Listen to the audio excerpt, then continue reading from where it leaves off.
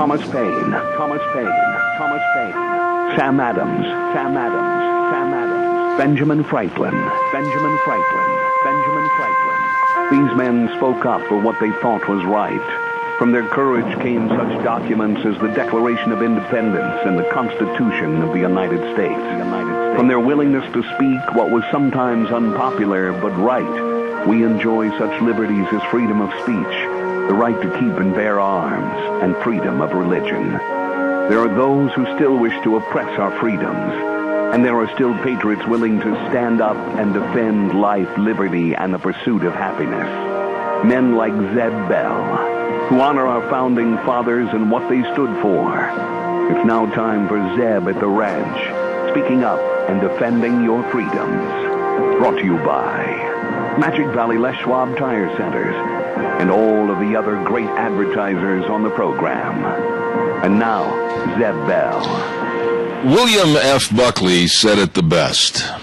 Liberals claim to want to give a hearing to other views, but then they are shocked and offended to discover that there are other views. Hear, hear. Here's Kate Smith, and God bless America. Good morning, everybody, on Zeb at the Ranch, and have a great day. Oh, yes, a Tuesday, October 8th.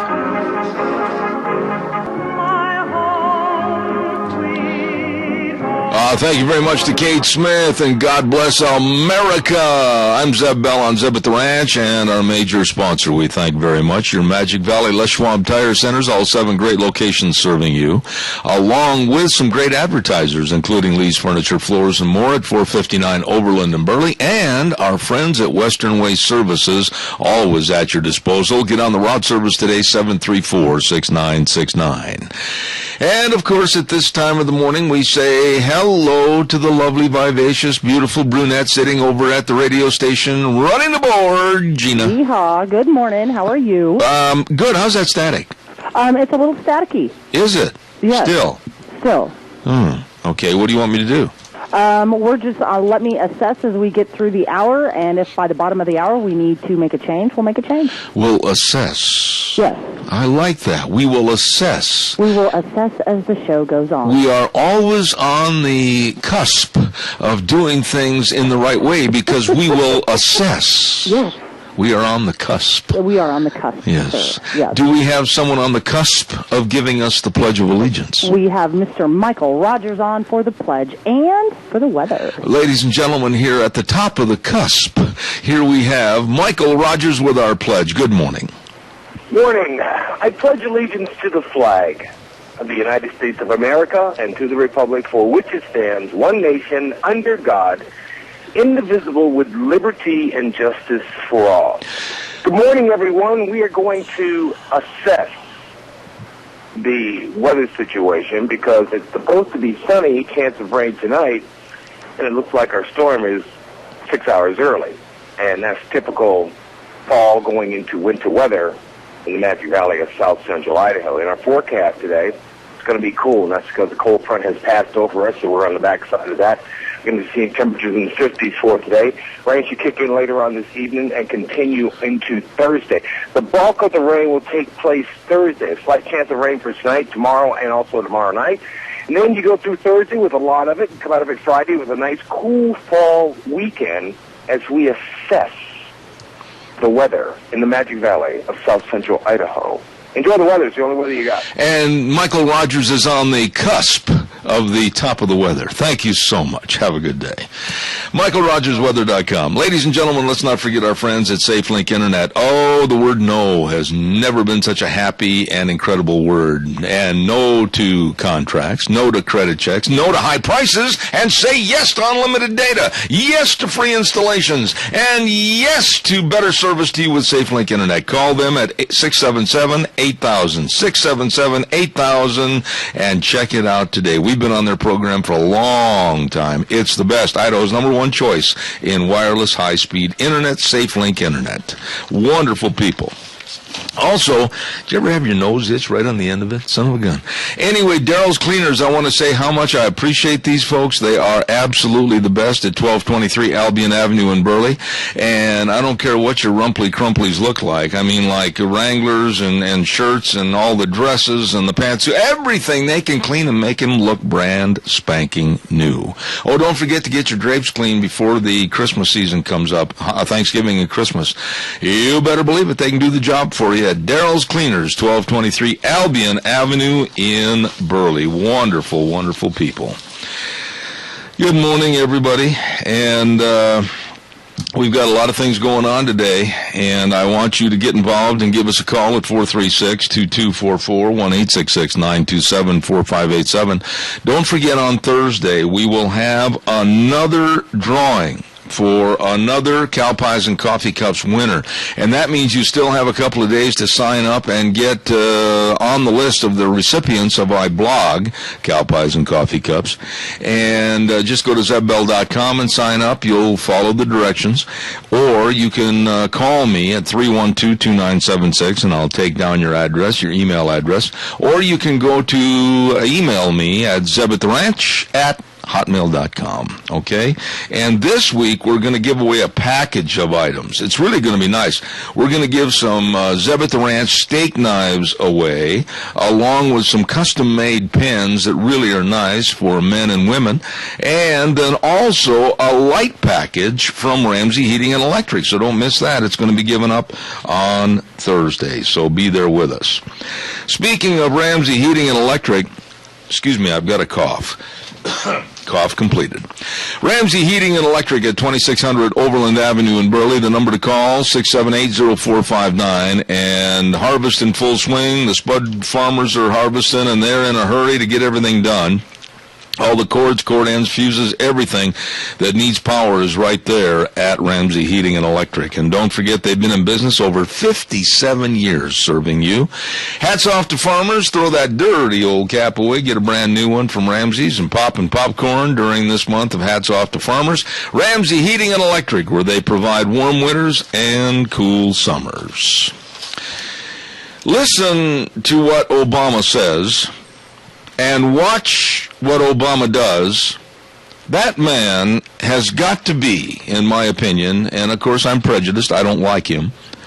He is so arrogant and so isolated from reality. And I thought a lot about that term, isolated from reality. And when you think about it, this man, I don't think he's ever really been invited over to somebody's house to play cards. I don't think he's ever really been invited to possibly participate in various events or go to a picnic or anything. I really don't think. I think he's been isolated from that because of his upbringing over in the Middle East and because of the Muslim approach to things. And this man has really never had to work. He's really never had to worry about getting home on a Sunday afternoon or evening and make sure that all of his ducks are in a row to go to work the next morning and try to earn a paycheck to support his family. And I've said many, many times on this program, and as of yet, nobody's really called me and given me any answers as to, take care, Deanne, bye-bye, as to where this man got his money. Where did this man get all of his money?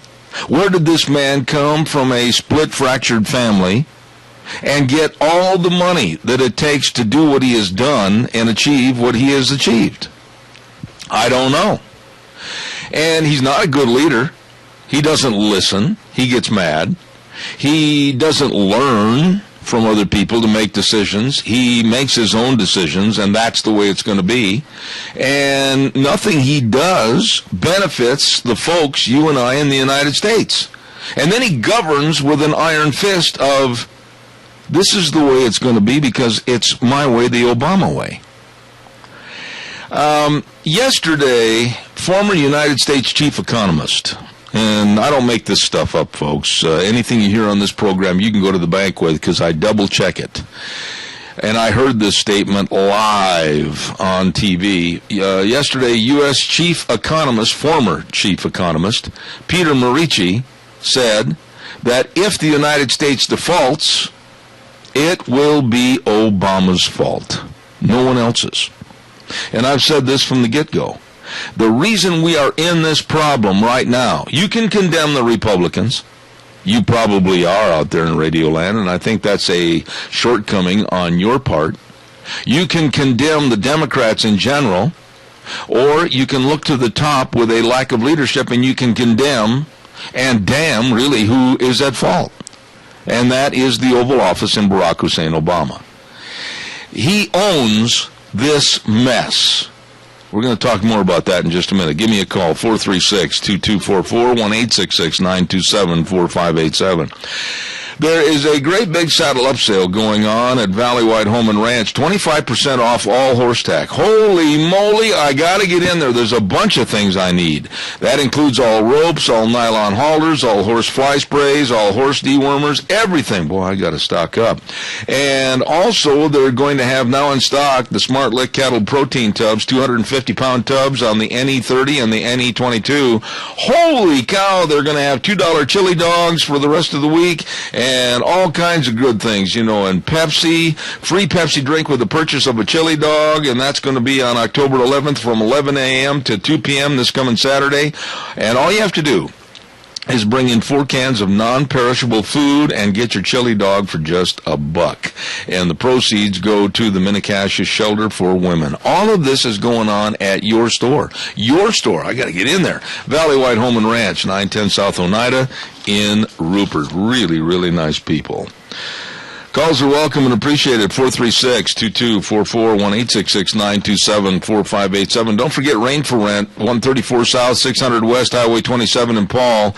Really nice people. Very knowledgeable people. The sales professionals are there. Frank Jensen and Skip Hilton and Brooks West. And don't forget, they've got the Ranky Pivot Sales and Service, and they're going to have great Ranky rebates for this fall. And by the way, too, they're going to be giving away a flat screen TV, a 40-inch flat screen TV. Man, that's good for the rest of football season.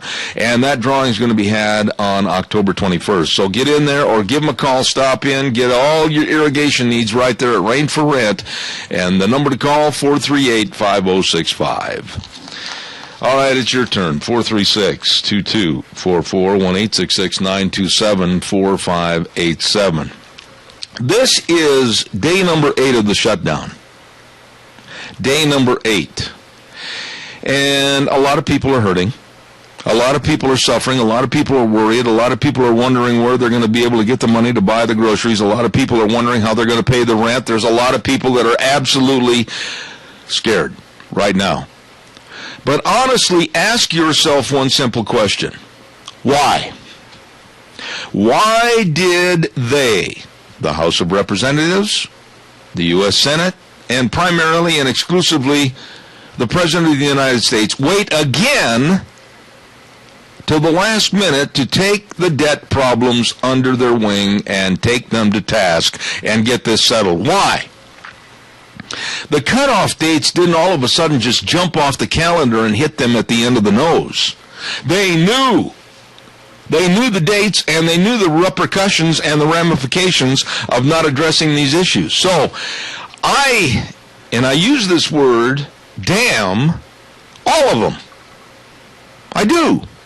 Because nobody was standing on street corners blowing whistles or handing out leaflets or screaming from the top of the towers saying, hey, we've got to settle this debt problem and also the debt increase on our expenditures, and the dates are here. The dates are here. We've got to settle this. Why wasn't it done? Later on this morning, at 10:06, we are expecting a call from United States Senator Jim Risch. Now, last week, I'll tell you very honestly, I left not too kind messages on every one of our representative and senators' phones. Now, they can criticize me for that. They can call me a hothead redneck. I don't care. They can ignore me if they wish. I don't care. The reason I say that is they are your and my employees. And I wanted to know why they have not been calling, not sharing information, sure, turning out little press releases. But that doesn't cut the cake, or that doesn't serve the ice cream. I wanted to hear it from them on this program. And kudos to John Sandy and others that responded immediately and said, okay, I'll get the job done. And John did. And that's why this morning we're waiting with anticipation to have Jim Risch on our program.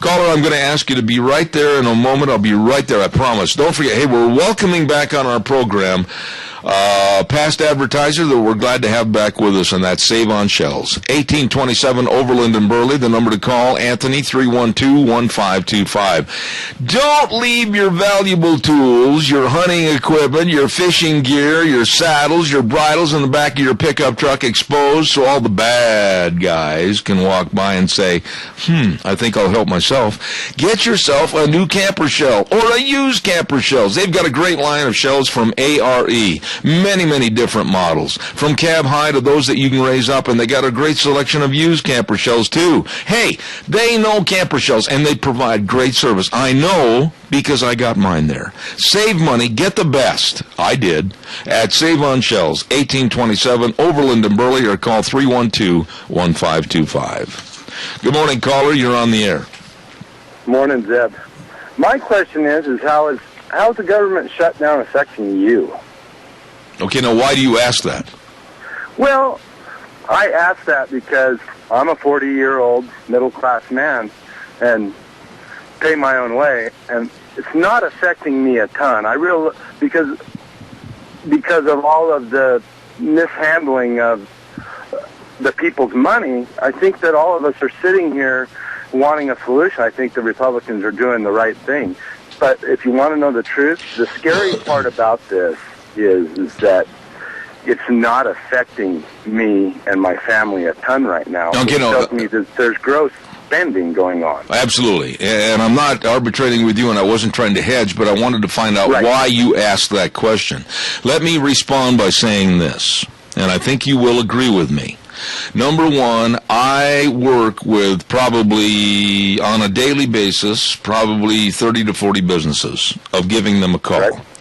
And I have noticed that some people are playing the Chicken Little, the sky is falling routine. And some businesses are saying, we're in dire straits, we're going to cut back, we're going to slow down on doing this, we're going to wait and see what happens. So you asked me initially, how is this affecting me? It's starting to show a little bit in advertising that has been purchased, and needlessly, because it shouldn't be affecting any business, but there are people that are hedging and saying, I think I'll wait, the sky might be falling. Exactly. I mean, I think government should be more at the local level and state level. And, you know, I love living in the state of Idaho. It gets, it had the deal in the paper about how we're, 52nd or 53rd lowest paid state as far as wages go. Well, we couldn't be the 52nd or 53rd because we only have 50 states. Oh, I mean, sorry. 50, well, it had Puerto Rico. Oh, okay, because you scared me there. I thought maybe I went to sleep like Rip Van Winkle, and all of a sudden they had included a whole bunch more states that I was unaware of, so you scared me there. No, I'm sorry, but we're like the lowest, second lowest. It had Puerto Rico and another in there with us. But my point being is that Idaho, in my mind, is managed very, very well. I think there's things that we can always do better, but I think that our economy is a real economy, and it's not based off of blue sky, so our inflation rates aren't very high, and it's all agricultural based, basically, and we're really, really lucky here because we're really, really self-sufficient. I think the manufacture of a problem, though, is what we're looking at. We're looking at a manufactured problem, and I'll use that terminology, and I think you'll agree with this.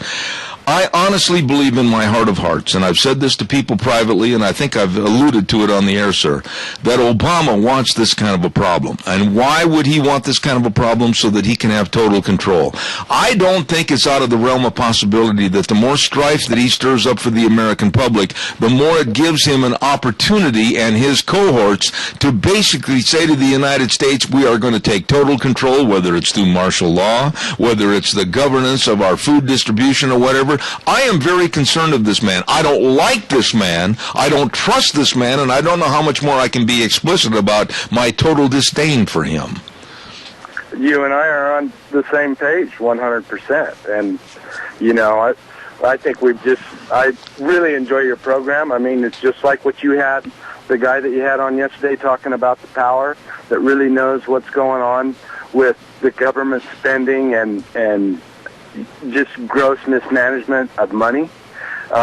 You know, I really agree with you. I guess my point is that it hasn't affected me a ton. I really do feel bad for the vets. As far as the welfare system, I think, sorry, there's people that really do need it, but I think that it wouldn't hurt a few of them to starve another couple weeks. They might go out and find a job. You know, there's a lot of pluses. I agree with you. There's a lot of pluses to that, but I think before we end our conversation, I want you to just also acknowledge this. You will admit to me, and I will say to you, that I have no idea what that was. But anyway, I think you'll admit to me that you probably know people that might work for the Forest Service or the BLM or maybe the post office or whatever, and their jobs, or not the post office, private business are the bad analogy, right, but other federal workers that have their mortgages and their food bills and everything else to pay for, and right now they're being hurt, and I don't want to see anybody hurt. I absolutely agree, Zeb, and that's the problem. I agree with you. The problem is that I really think that those people deserve to get paid because they really do a service for the public and for us. But I think that there's a vast majority that are on federal assistance or work for the federal government that there's a lot of fat, and it wouldn't hurt for us to see just how much it. I think it's good for us to do a self-check as a man. I agree with you. What we really have to have and what we don't have. I agree with you. And by the way, call more often. I appreciate the conversation. Thank you very much. Thank you. Thank you, Zeb. I've got a whole bunch of things, and I want to remind that last caller that if you think yesterday's energy topic was good with that Dr. Michaels, listen this morning at 10:30. I've got Marita Noon from New Mexico coming on again, and she is excellent. Don't forget Middlecoff Ford Body Shop at 1243 Blue Lakes Boulevard in Twin. Now, Ford Lincoln Body Shop by Middlecoff, and I swear by these people. I had a big problem back in July with my pickup, a terrible, terrible fire to my truck, and we took it in there, and they did an outstanding job. What more can I say? They strive to make your vehicle repairs undetectable. Large or small, they can do them all. Car, truck, SUV, whatever. I'm guaranteeing you that I thought they were wonderful, and you will too. Middlecoff Ford Lincoln Body Shop, 1243 Blue Lakes Boulevard North in Twin Falls, 736-2490 in Twin. Please stop in and see them today. Any accident or fender bender, they can fix you up at Middlecoff Ford Lincoln Body Shop. Holy cow, Zeb, you talk too much. You got to get going. Travel Lube Supply with our old buddy Jim McCall. Yes, sir. Jim's got pine trees over there, by the way, if you want to have some pine trees. He needs to move them. Travel Lube Supply, 1050 West, 203 South Haber, 438-8730. Grease Gun Supplies, Bubba Ropes. They got all the pink Bubba Ropes coming in now for October of Breast Cancer Awareness Month. And they've got all the air filters they can clean for you and shop towels. Everything, your greases and oils, it's all there at Travel Lube Supply, 438-8730. It is time now for the Capital Press Ag Minute, brought to you by our dear friends at Pacific Steel and Recycling at 320 West Main in Burley. And the number 678-2321. We'll be right back. Here's the Ag Minute. Today's Ag Minute brought to you by the Capital Press, the West Ag Weekly. Small and new farm operators in the Northwest will convene next week to learn ways to improve their operations. The Spokane Conservation District and Washington State University Spokane County Extension hold the third annual Inland Northwest Small Farms Conference from 8:15 a.m. to 5:15 p.m. October 19th at the Spokane Falls Community College in Spokane. The conference is primarily aimed at small farmers throughout eastern Washington and northern Idaho, and beginning landowners are also encouraged to attend. Its theme this year is Country Living with Purpose and Profitability. For more information, contact the Conservation District at 509-535-7274. For more agriculture news and information, turn to the West Ag Weekly, the Capital Press, and CapitalPress.com. Don't forget Pacific Steel and Recycling. They pay top dollar for scrap iron, tin, cars, autos, stainless steel, aluminum, copper, and so much more. And Pacific Steel and Recycling is 100% employee-owned and has been for 25 years. They care about you. 320 West Main in Burley, Pacific Steel and Recycling, 678-2321. Calls are welcome and appreciated. 436-2244, 1-866-927-4587. I want to shift gears and get to a story that we covered yesterday, and I am very upset at the Times News. I'll tell you why, and then I want you to mull this over, and I want you to run and get your newspapers quickly and find out why I'm upset and why I think they have painted a picture of wrongness about people that are conservatives or Tea Party members. They had in Sunday's paper a op-ed piece that was titled "Shutdown, Blame Falls to Idaho Lawmakers." Very poorly written, that headline, by the way. The shutdown blame falls to Idaho's lawmakers. And I criticized them for saying what they did in a very, very slanted against conservatives and against Republicans op-ed piece, and they didn't have all the facts. And the other thing I criticized the Times News about was on this op-ed, there was no name. There was no name. Now, you can hide behind a pen anytime you want to. But what gripes me is I don't hide behind my microphone. You know who I am. If you write a letter to the Times News that you would like published, you have to have your name and address, and there's a verification of who you are and if that's really you. Then why are they allowed to come out with this kind of a slanted op-ed piece? And I'm going to demand that they come on this program. I am going to be calling the Times News after this show this morning and ask for an individual that has the backbone and the spine to come on my show, sit across from me at this desk, and answer questions about a newspaper that seems to have a very, very liberal, anti-conservative base to their writing. And I'm going to find out why we can't have names of the op-ed people that write this, and then, without the names, they hide behind their pens. And I'll tell you what else griped me. Get that op-ed page for this morning and look at it. Look at it. And I'm going to talk a little bit about it in just a minute, so stand by. Don't forget Scott Gano Landscaping and Sprinkler Service, 150 South, 950 West of Paul, the number 431-8733. The cooler weather's coming, and we're calling for a real drop in temperatures. Don't let your sprinklers freeze up. Oh, they'll do all kinds of damage for next year, and then you'll be going, why didn't I listen and call Gano Landscaping and have those sprinklers blown out? Well, call them right now, 431-8733. I'll say it again, 431-8733. Gano Landscaping and Sprinkler Service in Paul, waiting right now to serve you. Calls are welcome, 436-2244, 1-866-927-4587. If you look at the editorial page for today, look at it, and the first thing that stands out is there is a guy in what looks to be wearing a vest with no shirt, and heavily tattooed with "We the People" and also "Don't Tread on Me" on his arms and his shoulders, and a camouflage hunting hat rolled up on the brim. And I was very much offended of why this picture of a skinhead type is going to be basically put on the paper as representative of what conservatives and Tea Party members look like. I was really hot about this.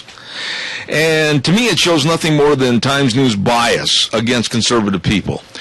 And you look at it, and I think you'll discern the same thing.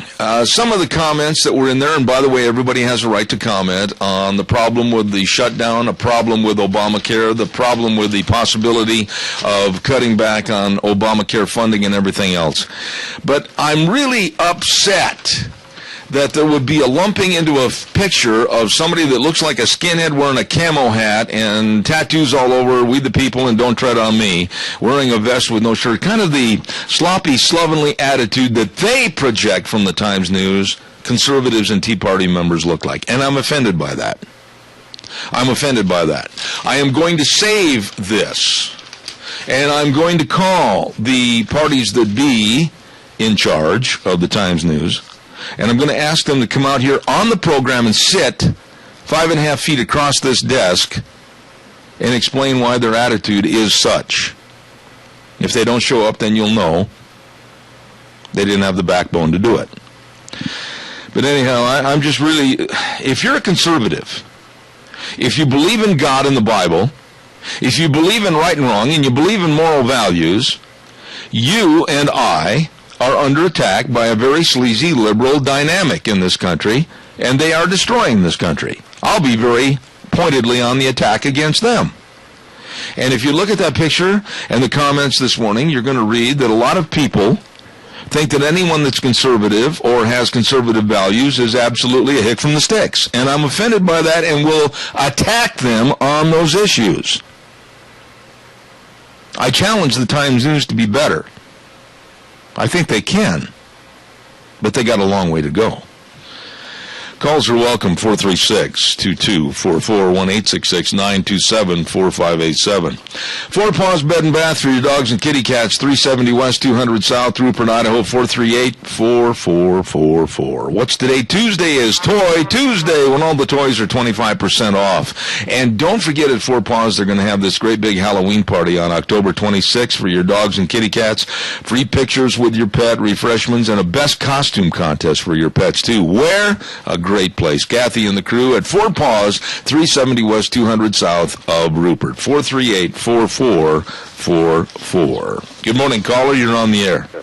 Good morning, Zeb. Yes, sir. The same impression. I mean, this is news media at its worst and most biased. And right now they're saying that the national polls and so forth are blaming the Republicans. Well, you can see why, because the Democrats control the national media, and the people that don't have a clue what's going on in this country, when somebody calls for a poll, they say, oh, the government's shutting down. The news media says it's the Republicans and the conservatives, the Tea Party types.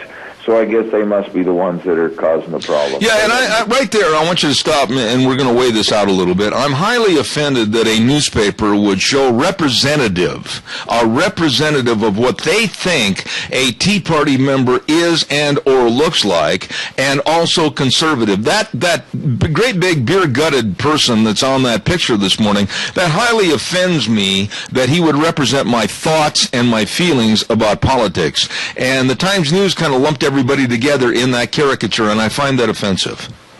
Oh, absolutely. It's just, you and I have been to many patriotic meetings and so forth, and even, they try to represent us as being totally out of mainstream. And of course, I've said this many, many times, there are a lot of people on the air that, our founding fathers would be considered right-wing extremists, today, by our news media and even our school system, for that matter. Yeah. And it's really sad that we've come to this point, but we just have to keep pushing along and do what we can, and hopefully, and I pat our senators on the back, for taking the stand. Of course, they've taken the hit now from the Times News and the liberal media. There's only 19 Republicans out of the 44 had enough backbone. The rest of them are just jellyfish. Well, I can't argue with the thing you said. As a matter of fact, I agree with it. But any time that you have a caricature or a likeness that they put in front of people and say, this person represents Tea Party members and conservative movements, and you've got nothing but a kind of a WrestleMania guy standing there with a beer gut with a vest on and a bunch of tattoos, that, I'm going to tell the Times News, does not represent me. And I'm going to see who they will put on this program from the Times News to come out and stand up for what they've done to conservatism and moral values, because they've lumped us together as being freaks of nature, and I don't like that. Well, and that's true, and good luck in getting anybody to stand up, but like I say, if I turn in a letter to the editor without having a signature on it, I can guarantee you it's not going to be published.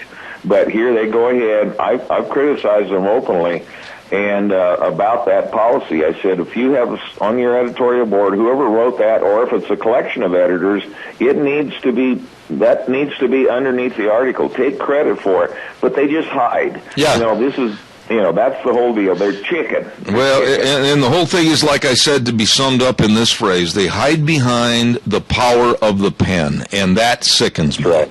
Adrian, I remember my daughter when she was senior in journalism here in Twin Falls. The freedom of the press belongs to those who own one. I thought that was their float. Slogan, and I thought, boy, how true that is. Amen. God bless you, Adrian. Appreciate it. Thank you much. You bet. Have a good day. Yeah, I'll be calling after the program's over, as a matter of fact, and try to establish a time, and I'll work with them, if they will, and come out on the program, and we'll talk about their paper and some of the things that they've done, I think, that have been highly offensive.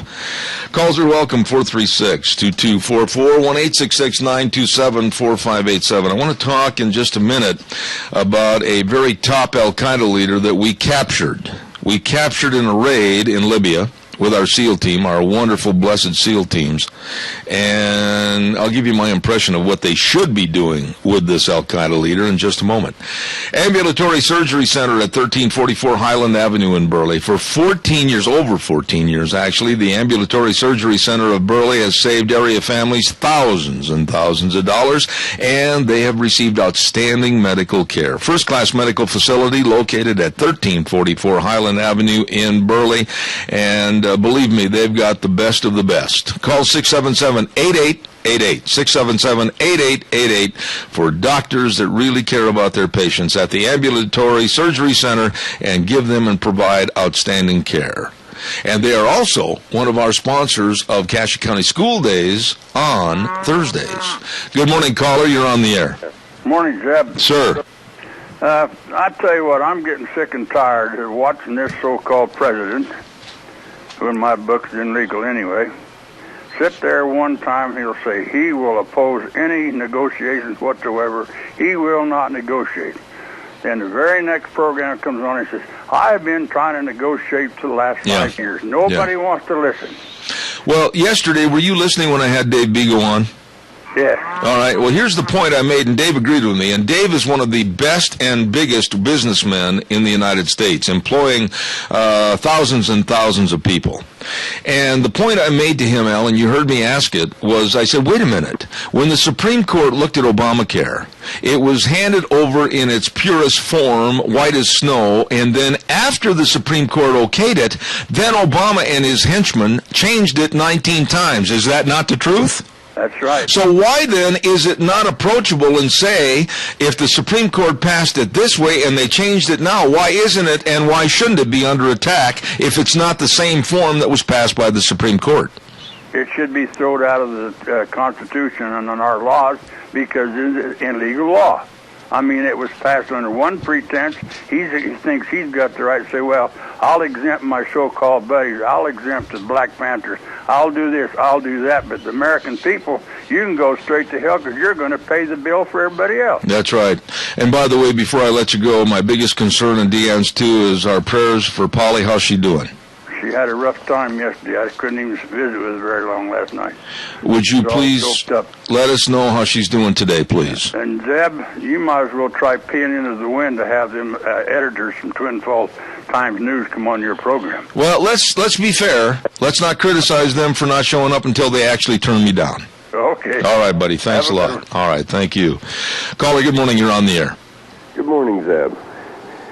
You know, you heard the deal where the illegal immigrants are going to be able to have a rally on the court there by the White House. It's disgusting. I get so frustrated when I hear this. I just want to tear what little hair I got left. Well, don't do that because then you'd be a skinhead. Yeah, I know. Thank you very much. That should tell every American, every patriot, that this administration, this is what they stand for. You know, you stop right there and let me ask you something. How much of a nincompoop do people, are they, when they accept the fact that illegals are standing there protesting in a country that they don't belong in because they came here illegally, they haven't honored our Constitution or our laws or our value system, and they protest and people give them any credence whatsoever? How dumb are we? That's true. What's illegal? That means you've done bad. You should be put away or hauled back or wherever. You know, they're not what's that politically correct term for them? Well, they won't use illegal alien. I will. I'm never going to change from that. And I'm going to say this about California. California should be damned for what they're doing down there against the Constitution, against our laws, when they are making illegal aliens legal under their own guise, their own ways, and their own means. This is such an affront to the laws of the rest of this country. And Eric Holder and the Department of Justice, what a bunch of laughing hypocrites they are. They're going after and suing North Carolina because they're promoting IDs to be shown at voting places where they should be shown, and yet they won't touch California for doing an illegality against the other 49 states of America. Exactly, letting them serve on juries, giving them driver's license. Man. It's a crock. You're illegal, you shouldn't be here. And, then I'll revert back to the Times News newspaper in their reference with that picture of people that are conservatives or Tea Party members that are like beer-gutted WrestleMania wrestlers with no shirt on and a vest. That offends me, and I hope the Times News is having the phone ring off the hook right now. Well, I haven't had the pleasure of seeing that yet. I'm going to go online and look at it. But tell me, caller, honestly. Tell me, I want you to be very honest and see if I'm being hypercritical or if you have the same feeling when you look at that picture. I do. I haven't seen it yet. I'm going to go on and look at it. But if like you say, if they got that type of a person and they say that's the Tea Party or that's the conservative, it's BS. Yeah. You go ahead and look at it. See if you can get it before I go off the air at 9 o'clock for the news and call me back, okay? I will. All right, thank you. Don't forget, it's time for the weather. My goodness, we're running a few minutes late. Sportsman's Warehouse bringing you Michael Rogers weather right now. 1940 Bridgeview Boulevard in Twin Falls. Oh, this is my store. Quality gear, down-home attitude, friendly experts. The great indoors for those who love the great outdoors. They've got everything in there. I'm telling you, I just go in there. I could just camp out in there and just go from aisle to aisle to aisle to aisle. I love it. Sportsman's Warehouse in Twin Falls. Here now is Michael Rogers weather. Hi, everybody. Michael Rogers from MichaelRogersWeather.com. A Magic Valley, let's put it this way, a staple when it comes to storms coming across the Pacific Northwest into our area. The biggest problem that we have with them is timing.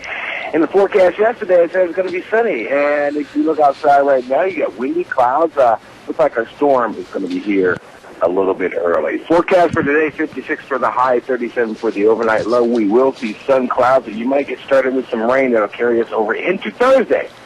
Have a great day. Enjoy the weather. It's the only way that you got. There's the best weatherman anywhere, anytime. MichaelRogersWeather.com, brought to you this hour by my friends at Sportsman's Warehouse, 1940 Bridgeview Boulevard in Twin Falls. Calls are welcome and appreciated. 436-2244, 1-866-927-4587. I want to get this little story in because it's very important. Our Navy SEAL team, God bless them, wonderful, wonderful SEAL team, captured a very top Al-Qaeda leader. And here's my hoping. I hope they keep him, this Al-Qaeda leader, that has been plotting and generating thoughts to hurt more people, kill more people, maim more people. I hope they keep him on a ship in international waters for a long time. I hope the navigational devices of that ship somehow become distorted, and they sail in circles for a long time in international waters. And they fly in by helicopter, somebody from France or Turkey or whatever nation, that will apply methods of interrogation to get many answers to a lot of questions and provide the information that will be necessary to thwart even more of these vermin that are called Al-Qaeda. Now, I hope they get the information in whatever manner possible before they eventually show up at port outside of New York City. I really do. And for those of you do-gooders and, oh my goodness, we can't obtain information like that, why, that would be inhumane. It's also inhumane to leave a suitcase at a cafe and blow up innocent people, men, women, and children. It is also inhumane to go into a shopping mall and literally find out whether or not a person is Muslim. If not, bang, they shoot them and blow their head off. It is very inhumane to fly planes into towers and kill thousands and thousands of innocent people that are going to work trying to make a living to support their families. Do I care at all about this individual and how the questions are answered? Not one damn bit. Calls are welcome, 436-2244, 1-866-927-4587. Oh, the liberals, they're wringing their hands and tearing out their hair. How can he be so absolutely vindictive? How can he be so hateful? It's easy. Because some of my friends' children died in 9/11 in New York City. And I have a hatred for people that want to kill, maim, and blow up people. It's easy. Ladies and gentlemen, don't forget the big tire sale going on at your Magic Valley Les Schwab Tire Centers. I mean a big tire sale, like the Wildcat AT2 light truck and SUV tire, on sale now. And for your passenger cars, the Ultra Z900, on sale now. You know, they know all about safe driving. They know all about the best tread designs and tires that will work for your type of driving. So stop into any one of the 7 locations and they can help you. And don't forget to sale on a lot of the custom wheels and, of course, the very, very best in brake service. And I really mean that. They know brakes. At your Magic Valley Les Schwab Tire Centers with Dave on Blue Lakes and Twin, Mike and Buell, Mike and Jerome, the Twist family in Paul, Lane and Rupert, John on Poline in Twin Falls, and Randy on Overland in Burley.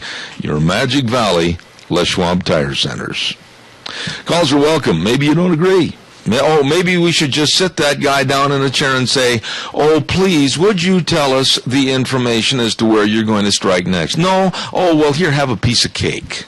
Oh, well, here, have some ice cream with it. Oh, we don't want to treat you harshly. Maybe if we're really nice to you, you'll tell us all we want to know. That's not how it works. And we should get this information no matter how. All right, give me a call, 436-2244, 1-866-927-4587. Another real quick story that you need to hear because it's an old brother story. One of the actual perpetrators in the attack on that family in New York last weekend when they were driving very innocently down the street with the family, a 2-year-old in the back seat, husband and wife. One of the actual perpetrators was an undercover cop. An undercover cop. Now, this guy's been suspended, good, as they investigate. And I've said it before, and I've taken some heat. Some people in the email said, they should have just sat there, and they should have tried to negotiate with these bikers and apologized?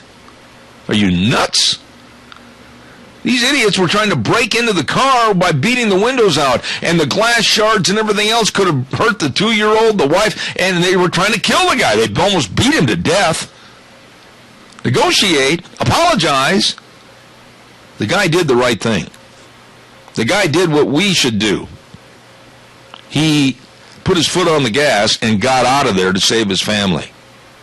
Now, because somebody was dumb enough to get in the way and tried to impede his leaving and is run over, I feel no sympathy. I feel absolutely no remorse for his injuries at all.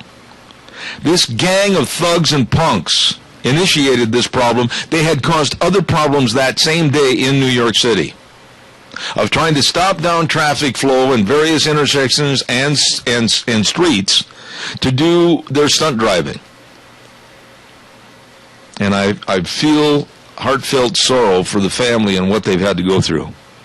And the man that was beaten and the fear that must have been going through his wife's mind for the safety of not only her and her husband, but that little 2-year-old in the back seat. The fear. The absolute fear.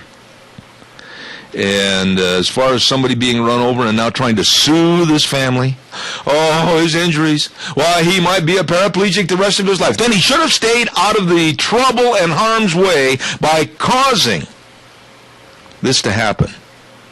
I feel no sympathy towards the perpetrator whatsoever.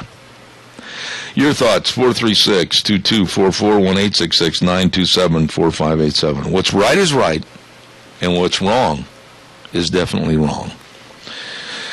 Coming up the rest of the morning, we have got some outstanding people coming on this program, and at 9:06 we're going to talk to Cindy McWilliams, and Cindy is always trying to help somebody else, and we're going to be talking about getting warm clothing to our friends back in Colorado after they suffered those terrible floods, and then we're going to be talking about Obamacare with Nicole Kading back east at 9:30, and what a mess Obamacare really is. And then at 10:06 we're expecting United States Senator Jim Risch to call in. And then at 10:32 this morning, lovely lady and one of the most knowledgeable energy experts in the country, Marita Noon from New Mexico, will be on the program. Oh, my goodness, I haven't said hello to Gina this morning. How are you? I'm doing well. You scare me when all of a sudden there's nothing there, and I have this real insecure feeling like, you're gone. I had to put on the headphones now to clear the throat. Yeah. Did you ever notice in the radio business how fast, if we have to, we can turn the mic on and get the headphones set on our ears and everything? Very quickly. Very quickly. It's part of a broadcasting degree. You have to do it in less than 1.3 seconds. It is, and they actually test you on it. Yeah. So how are you? Not doing too bad. Drinking some coffee, painting the barn, just going through some computer stuff. Oh, Deanne had to go to town this morning, and I'm all by my lonesome with the dog. Oh, are you gonna survive? I don't know. I mean, I've got to go out and open the refrigerator by myself during the break and try to find something to munch on. Hey, that means you can have more than just a piece of cheese. No, I'm staying on this diet, even if it kills me. Well, okay, I'm just throwing it out there. I know that there's all kinds of muffins and everything out there, and my birthday cake. I only had one piece of my birthday cake. Really? It was gone. Even the Swans man had a piece of my birthday cake. Well, I didn't get one. Well, honey, by the time these vultures came in and ate my cake, it was gone. They're dear friends of mine, but they ate my cake. Well, hey, just be grateful then that you at least got a piece. I did. It was delicious, too. I got to take a break for the news. I'll see you back in 6.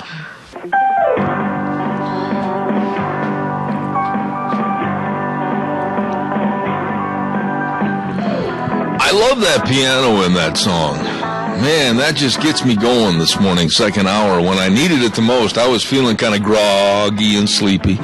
Now we're up and at 'em. Good morning, second hour of Zeb at the Ranch with our major sponsor, your Magic Valley Les Schwab Tire Centers, all 7 great locations serving you, along with some of our great advertisers, including, I got a pesky fly in here that's driving me nuts. Get out of here. I got to get my fly swatter.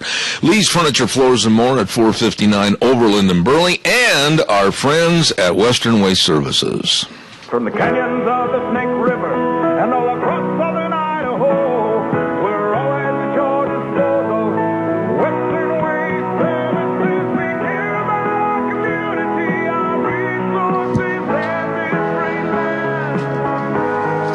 Western Waste Services is lending a hand, always at your disposal. Western Waste Services. I got him. Anyway, don't forget our friends at Western Waste Services, always at your disposal. Don't forget they got all the porta potties for all your special events. You better believe it, at the end of the fields for all the harvest, etc. And they've got all the dumpsters in various sizes. And get lined up and signed up for the weekly garbage pickup on the route service. They are so good. All you have to do is call. It's so easy. 734-6969. 734-6969. Western Waste Services, always at your disposal. You know, I've been blessed on this program with absolutely the best people and the best advertisers and sponsors, including also our friends at Hanson Mortuary, 710 6th Street in Rupert, with Joel Heward and his staff. The number to call, 436-5636. And I've said this so many times, that they have the very, very solemn responsibility they provide to families that they serve with the best possible support, and comfort, always with the highest ethical standards and unquestioned integrity. Please contact them at 436-5636, and we all should get the information on pre-planning funerals to help alleviate a lot of the stress and worry for our family. Call them, 436-5636, Hanson Mortuary, serving you and your family.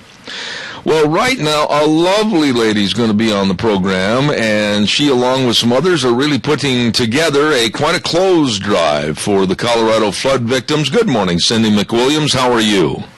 Good morning, Zeb Bell. I'm wonderful. How are you? I'm probably not that good, but you always are wonderful with your great voice and your great personality. Tell us a little bit about what's going on with the Colorado flood victims. What are you calling this drive? Well, it's called Caring for Colorado. It is a group of local people.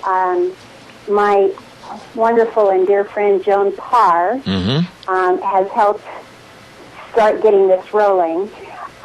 We have Joan Parr, we have Linda Peterson, we have Diane Gines, we have Marianne Bohan, we have Paula Strukin, and we have myself.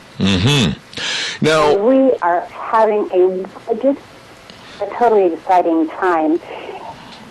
The floods and the wildfires over there, the wildfires first, which helped make the flood even worse than it would have been normally. Right. They're devastated. Thousands and thousands of families. What got us actually going was a program on Weather Channel called Disaster in the Rockies. And it showed these families' homes they were just floating down the river. Right. 18,000 homes in the Colorado area have been devastated or destroyed, completely destroyed by the floods and the fires that they've had. Right. So we got together as a group and we thought, what can we do to help? Diane Gines actually has family in that area, and so she was thrilled to death to be able to be part of this. And I've talked to a number of people that have volunteered to help us who also have family. Cindy Polson, the realtor, has cousins that were forced out of their homes. They don't have homes left. Now, Cindy, what basically is your goal? I mean, let's talk a little bit about goals and what you hope to achieve. What are you looking for first and foremost as far as goods and services to help these people? Well, we're looking for new socks and underwear. We're looking for and all sizes on that. It's not just children, it's all sizes. We're looking for new and gently used clothing. Warm clothing would be lovely. Warm clothing is a necessity right now for them, absolutely. Coats, sweatshirts, pants, long pants. But winter is not going to last forever. And so if people have even summer clothing that they would be willing to donate, we're wanting to provide whatever we can provide. New linens and pillows, new and gently used blankets, diapers of all sizes. Let's see, I think, and personal care items, brand new, such as shampoo, deodorant, toothpaste, brushes, etc. And I want to tell you real quick, Dad, we have a lady who was born and raised in this area. Her husband owns a dentistry up in Eagle. And I had chills running up and down my spine, sorry. They're actually coming down on Saturday to help, and they're bringing all sorts of toothpaste, brushes, mouthwash, all types of that type to help with our drive. Now, it would be, let me just throw something at you and see if this would be of assistance. Number one, if people are going grocery shopping today and they go by the toothpaste section, buy an extra one. If then maybe buy an extra toothbrush. If they're going by where the deodorant section is, buy an extra deodorant stick. Maybe a couple of extra items, and then they can put them in a bag, and where do they take all this stuff? Deb, what a wonderful idea. We had not even thought about that. Let me give you the location. In Burley, we have drop-off boxes at the Burley Fire Department and the CSI in their main lobby, the Burley campus. In Rupert, it is the Rupert City office. In Hayburn, and I got to tell you, you have to really use self-control on this one. It's the ice cream shop down below the Upper Crest restaurant. Ah, yes. Absolutely. I'm sorry I didn't yesterday. We went to pick up some stuff, and I had to indulge. In Paul, it's the Paul City office. And also in Rupert, it's also the city office. But they can take their drop-offs out to the McGregor Center out at the fairgrounds. Okay. Now, please understand, most of these places have limited hours. Normally business hours. Paul is only open from, I believe, 8:30 to 12:30. Mm-hmm. And then they're open again from 2 to 5. All right, let me give a little recap here, Cindy, and I don't want to just mention the personal care items like the toothbrush, toothpaste, and the deodorant, that type of thing.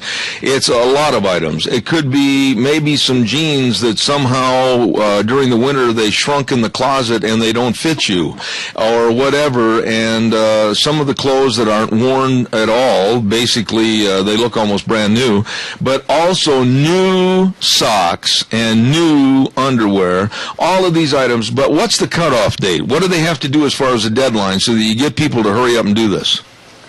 Our final day of collection is October 19th. Okay. And we have a couple of special days.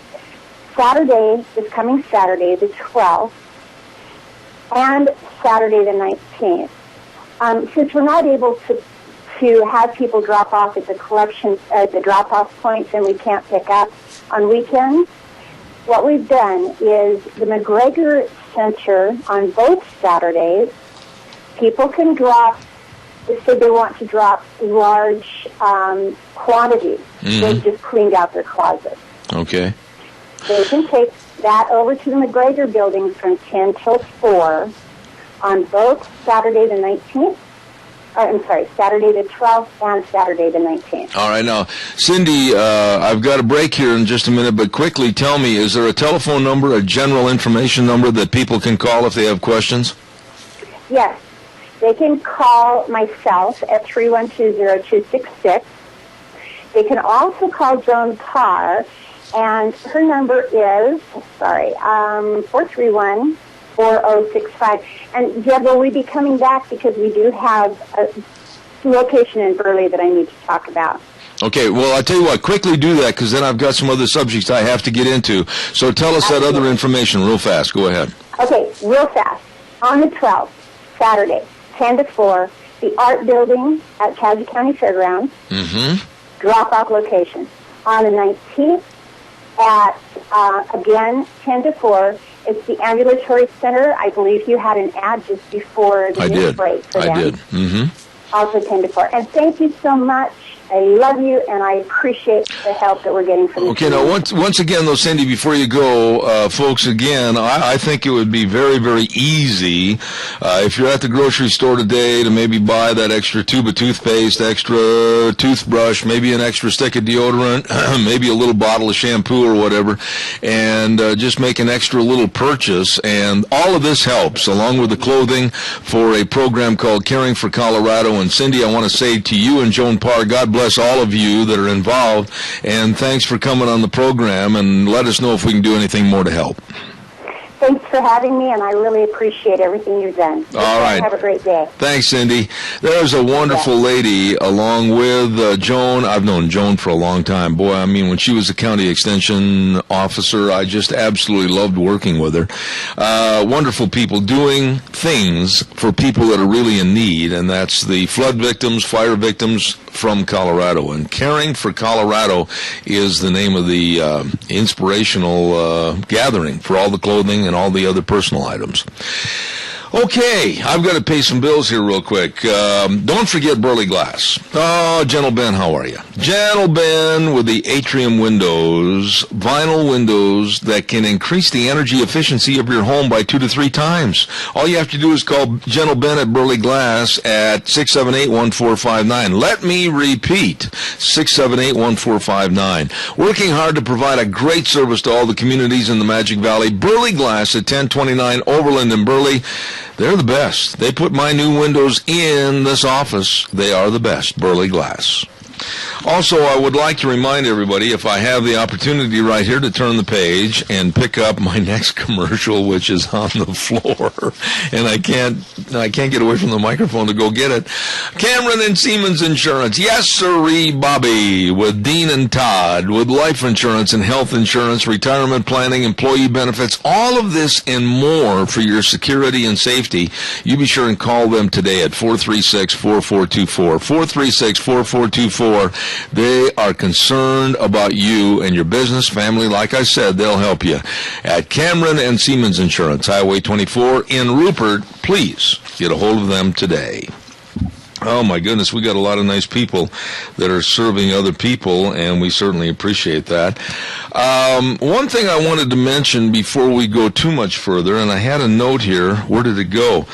This really bothers me. Gina, if you're by your radio microphone, quickly in 1.6 seconds, put your headsets on. There, she did it in less than that, 1.3. Actually, there's a new record. We're getting pretty clear. Did you hear what happened in Ohio at with the Civil Liberties Union in Ohio? Let me ask you a question. Okay. You went to grade school up in northern Idaho, up in the Panhandle, didn't you? Yeah. Okay, did they at the school have a picture of Jesus in the school?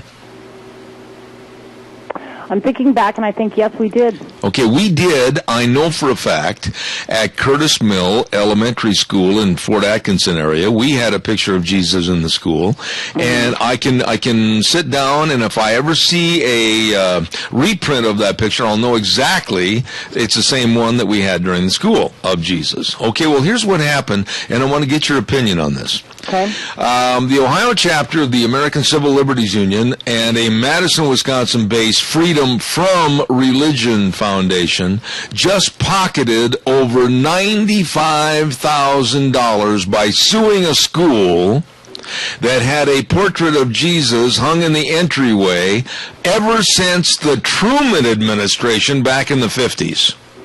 That school, in my opinion, would be grandfathered in, and so they would be exempt from that. They didn't, though. They lost the case to the ACLU. District officials swore to fight the suit, arguing that the Christian group had the right to hang a picture of Jesus inside a local school. The portrait hung on a wall among outstanding alumni and various famous personages, but the ACLU took offense by 2 students and 3 parents destroyed the fabric of what everybody had appreciated at the school, and they made them take the picture down. But listen to this. I got to tell you this part of it. Okay. They took the picture down out of that hallway, and they put it in the art room. And they put it in the art room. And then they got a complaint, and they said you can't have it in the art room. So then they took the picture and they put it in the art room storage area, and the ACLU filed another lawsuit and said that's not good enough because somebody opening the door to go into the art room storage area might see the picture, and they made them take it completely out of the school altogether. Where's the ADF on this one? I am going to, it's funny you should ask, because I'm turning this story into the Alliance Defending Freedom. I cannot understand why we kowtow to 3 parents and 2 students, and literally thousands of others had to suffer because of this. Yeah, and you know what? if that picture has been there since, and let's just put this, since, the Truman era, that school should have automatically been grandfathered into the clause. This is just my opinion, nobody else's. I think that they should have been grandfathered in. I think that the ACLU needs to butt the heck out of our public school system. Here's what I think should happen. I think in rebuttal to this $95,000 loss of a lawsuit, that I think that every student should have a T-shirt made with Jesus' picture on it, and or a jacket, or maybe even a same picture put on and pasted on their notebooks and go to school and protest, because I think it's high time that we started fighting back against this idiocy. I agree completely and wholeheartedly. Of course, as everybody knows, I send my son to a private Christian-based school. Why? Because I choose to, and because I choose not to put my son inside of the public school system. I don't trust the public school system as it stands right now. And they were going to fight it at the school, and then they got so many threats and threats of violence, and they had threats that the ACLU was going to do this, that, and the other, that finally the school just folded.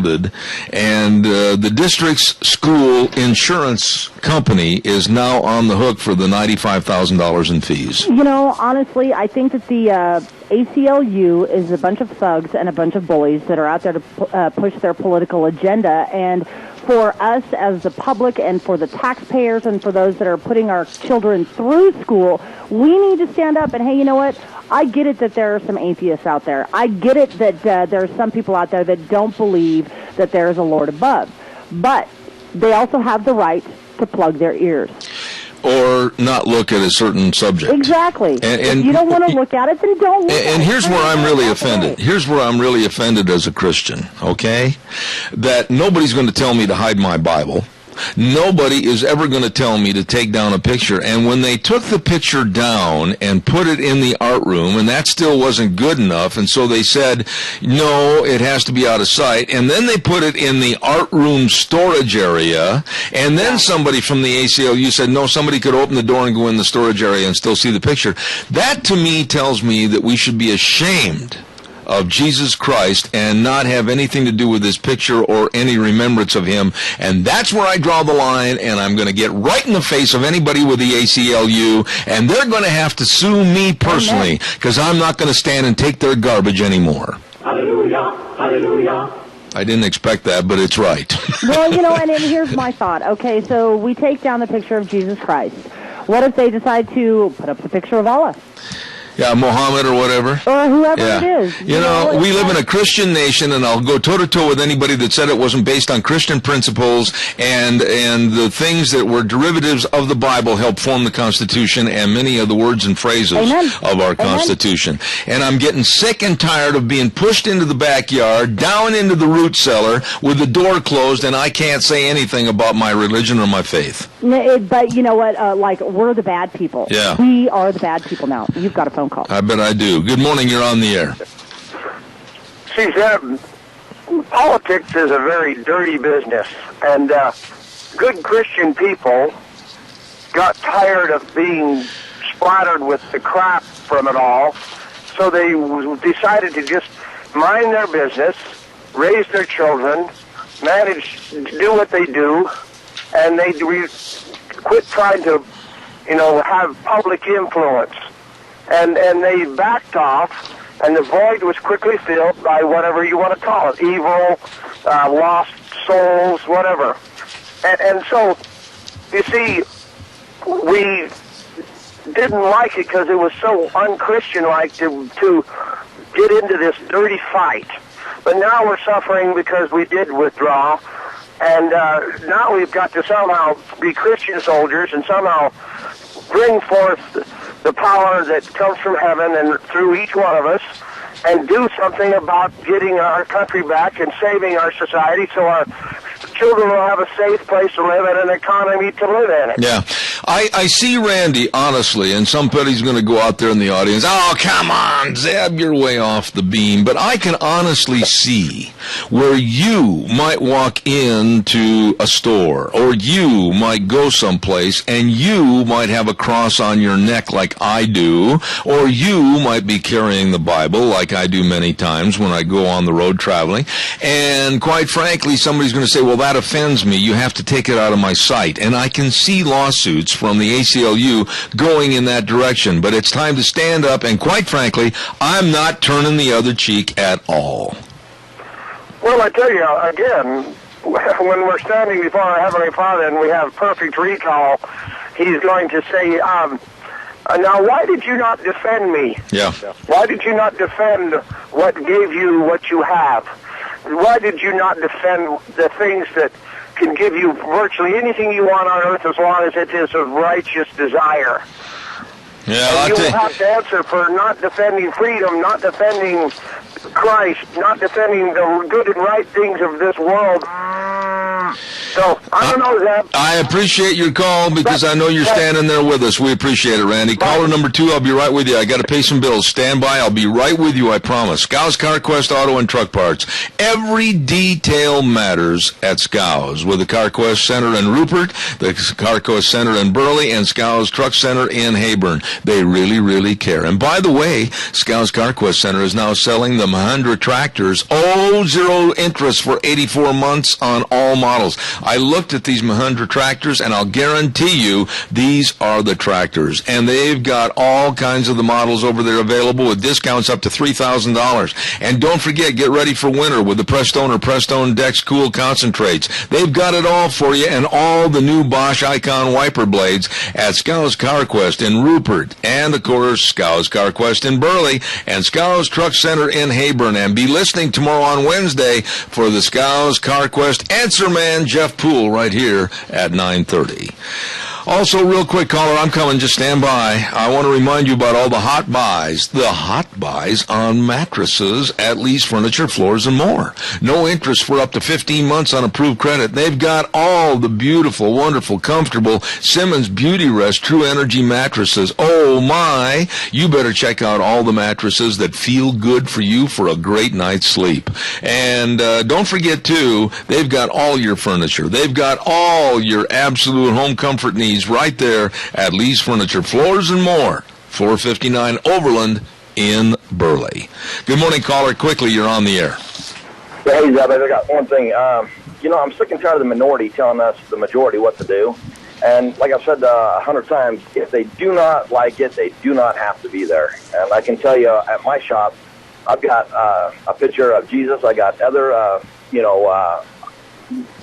church pictures up there. I got George Washington, and if nobody likes that, you can just go to another place and go to get, for their business needs. Yeah, and you're just like me. My office at the ranch is my radio studio for this program, and I conduct a lot of business here at this studio and office.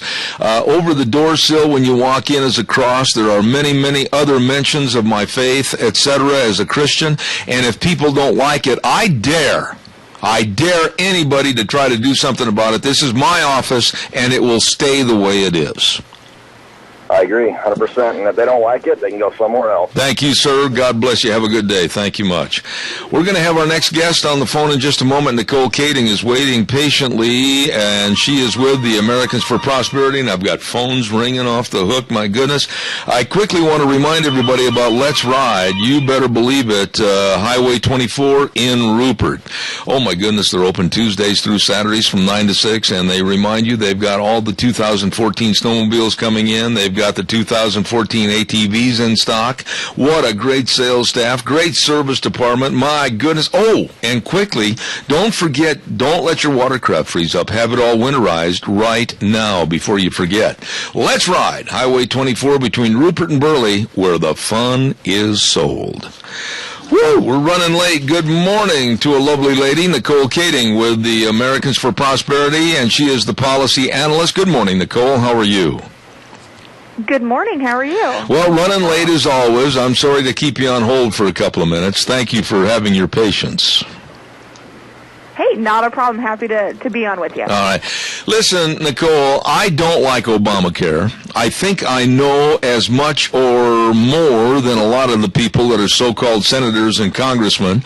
I've read books and volumes of other papers and other necessary reading to try to learn about it.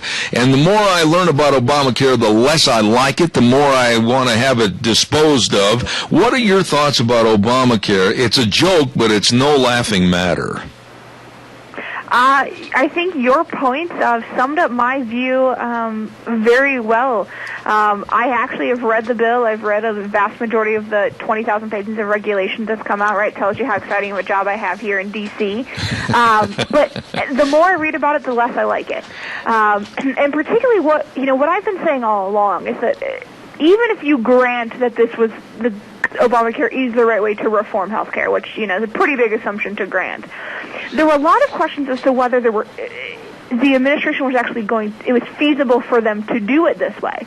And what we've seen in the last week is it's quite honestly not. All of these health insurance exchanges opened last week. They don't work. There's thousands of glitches. The administration first last week was saying, well, the reason why they're not working, it's all because of just the website traffic, right? There's so much demand for health insurance that our websites can't handle it.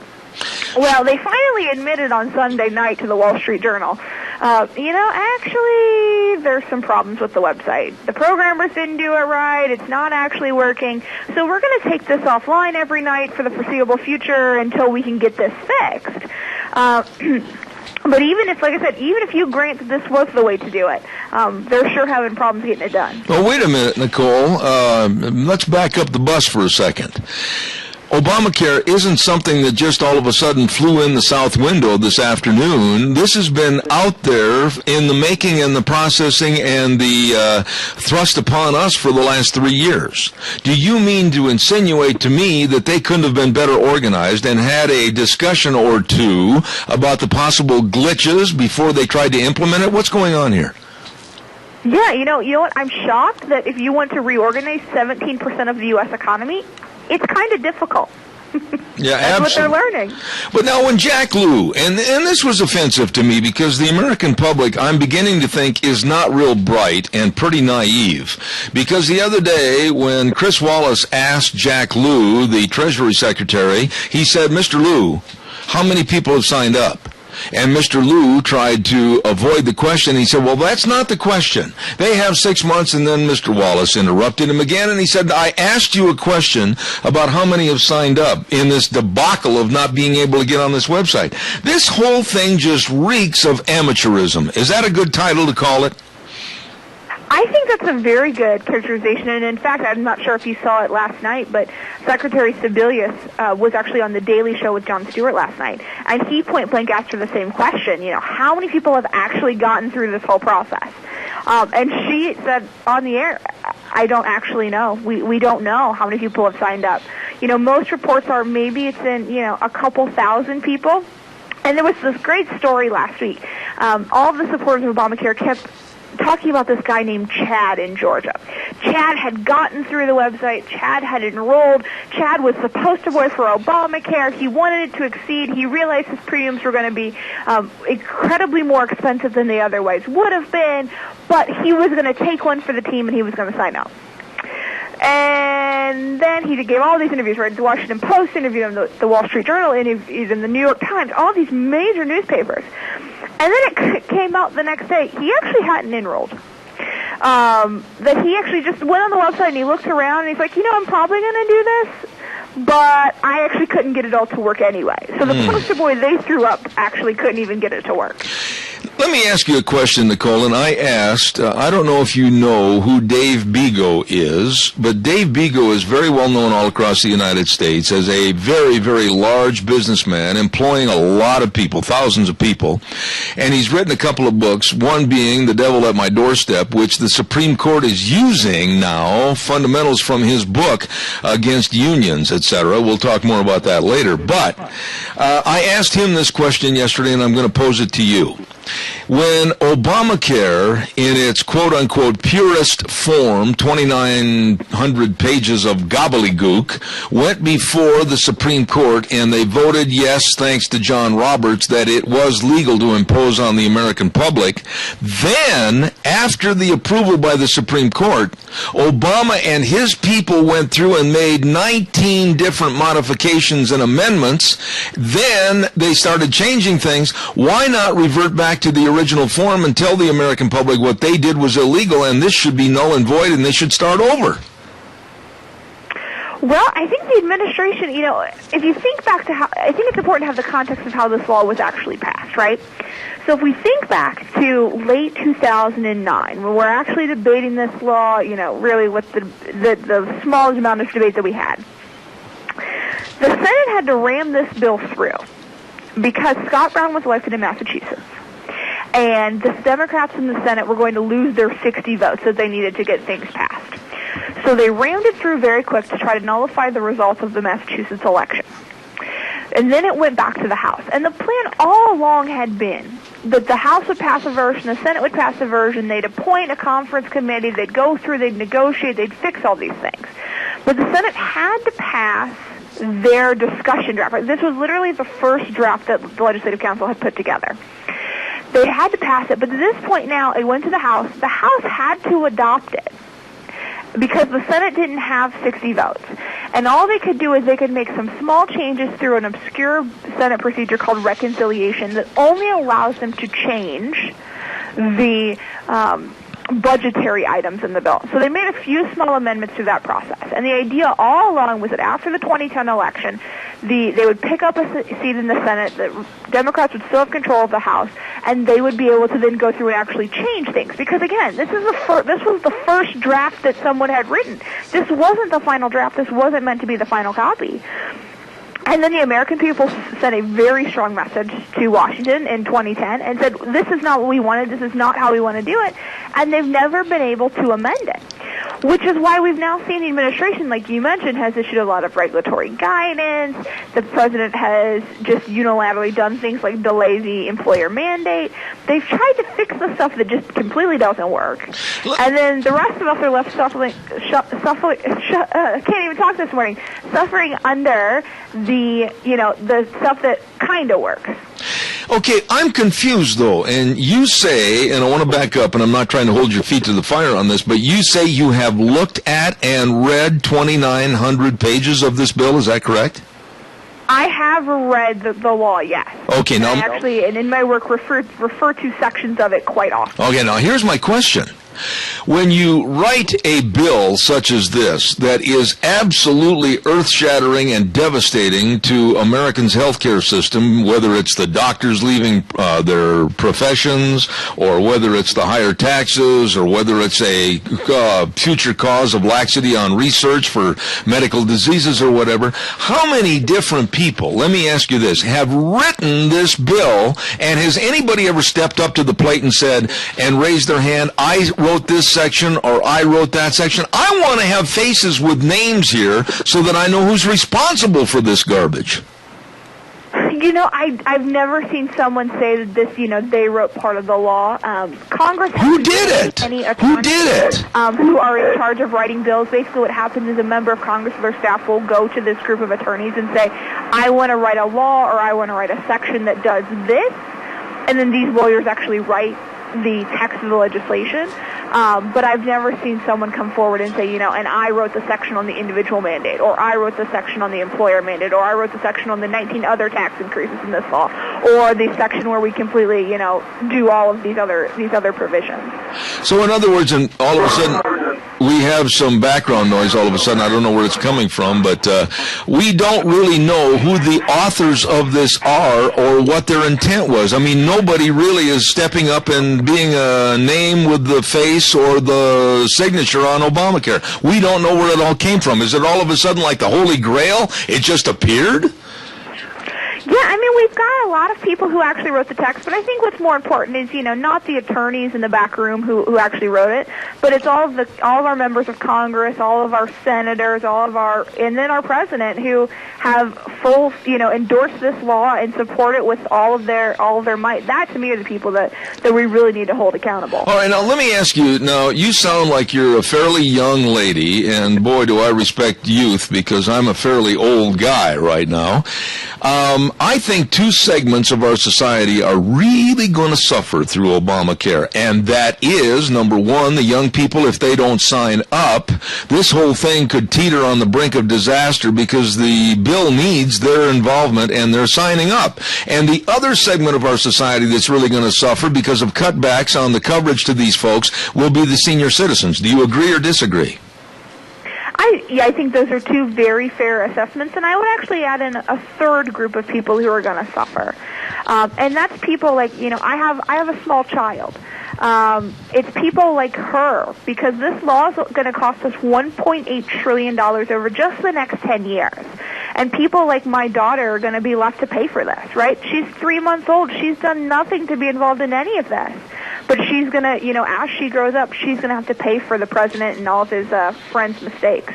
Though, Nicole, when you look at this overall program of Obamacare, correct me if I'm wrong, but of what I've read and studied, there will still be approximately 30 million people that are not going to be covered under Obamacare. There is still going to be what I would call the assault on the wealthy in this country to balance out, and the rich give to the poor, and the poor just sit back and eat their bonbons and watch Oprah. This is nothing more than social adjustment to me. Am I wrong?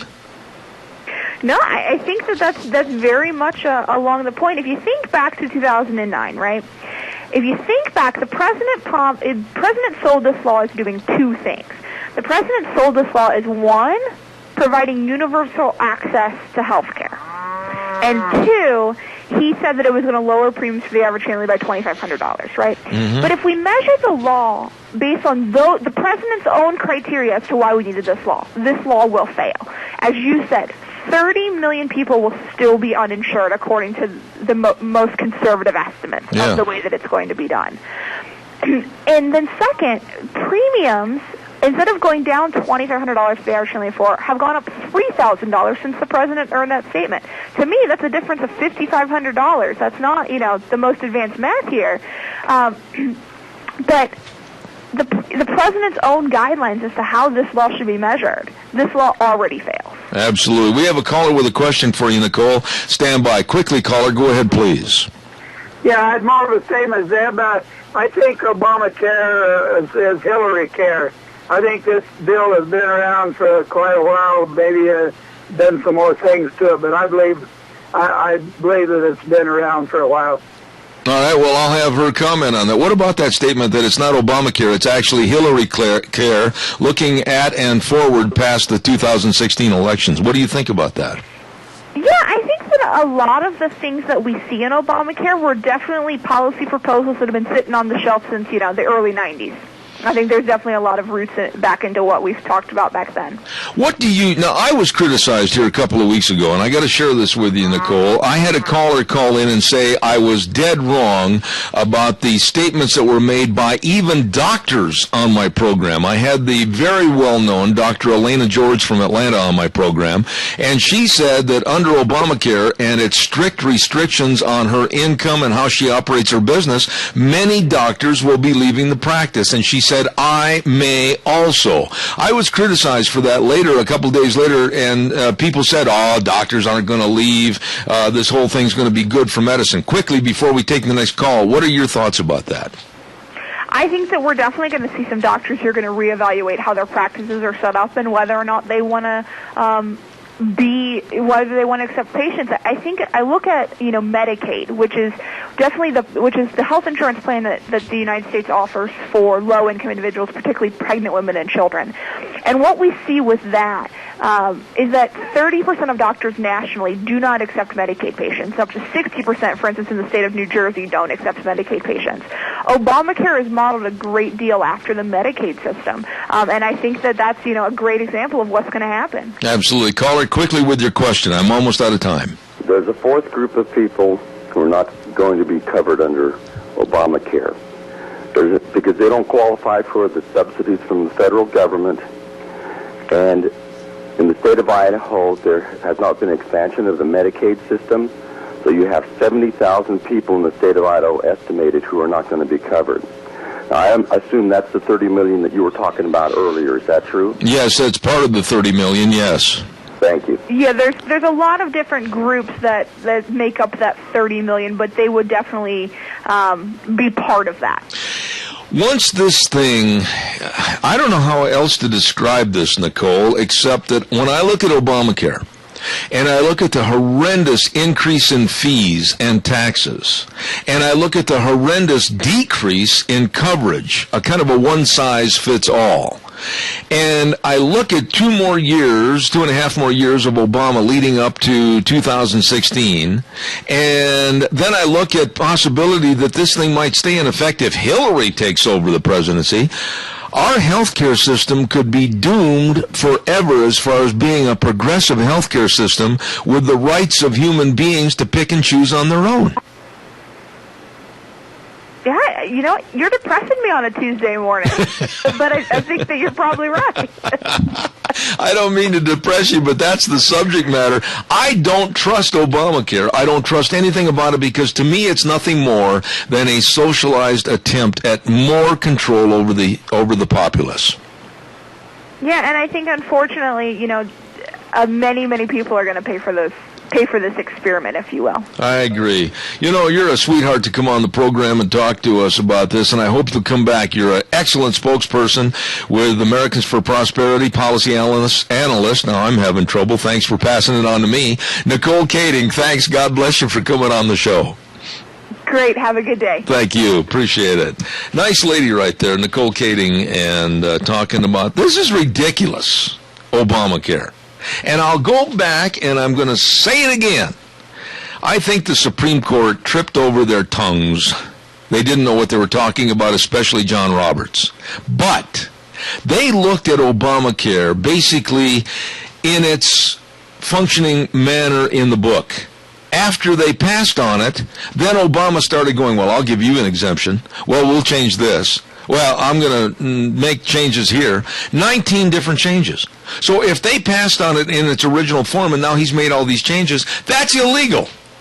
And I think the rest of us should demand that it be restructured, give us at least a year of people that really are studying this thing, policy analysts, and write it so that people can understand it. Caller, I'll be right with you. I got to pay some bills. Oh, stay with me. 1 minute, I promise. I've got to get the weather in there by MichaelRogersWeather.com.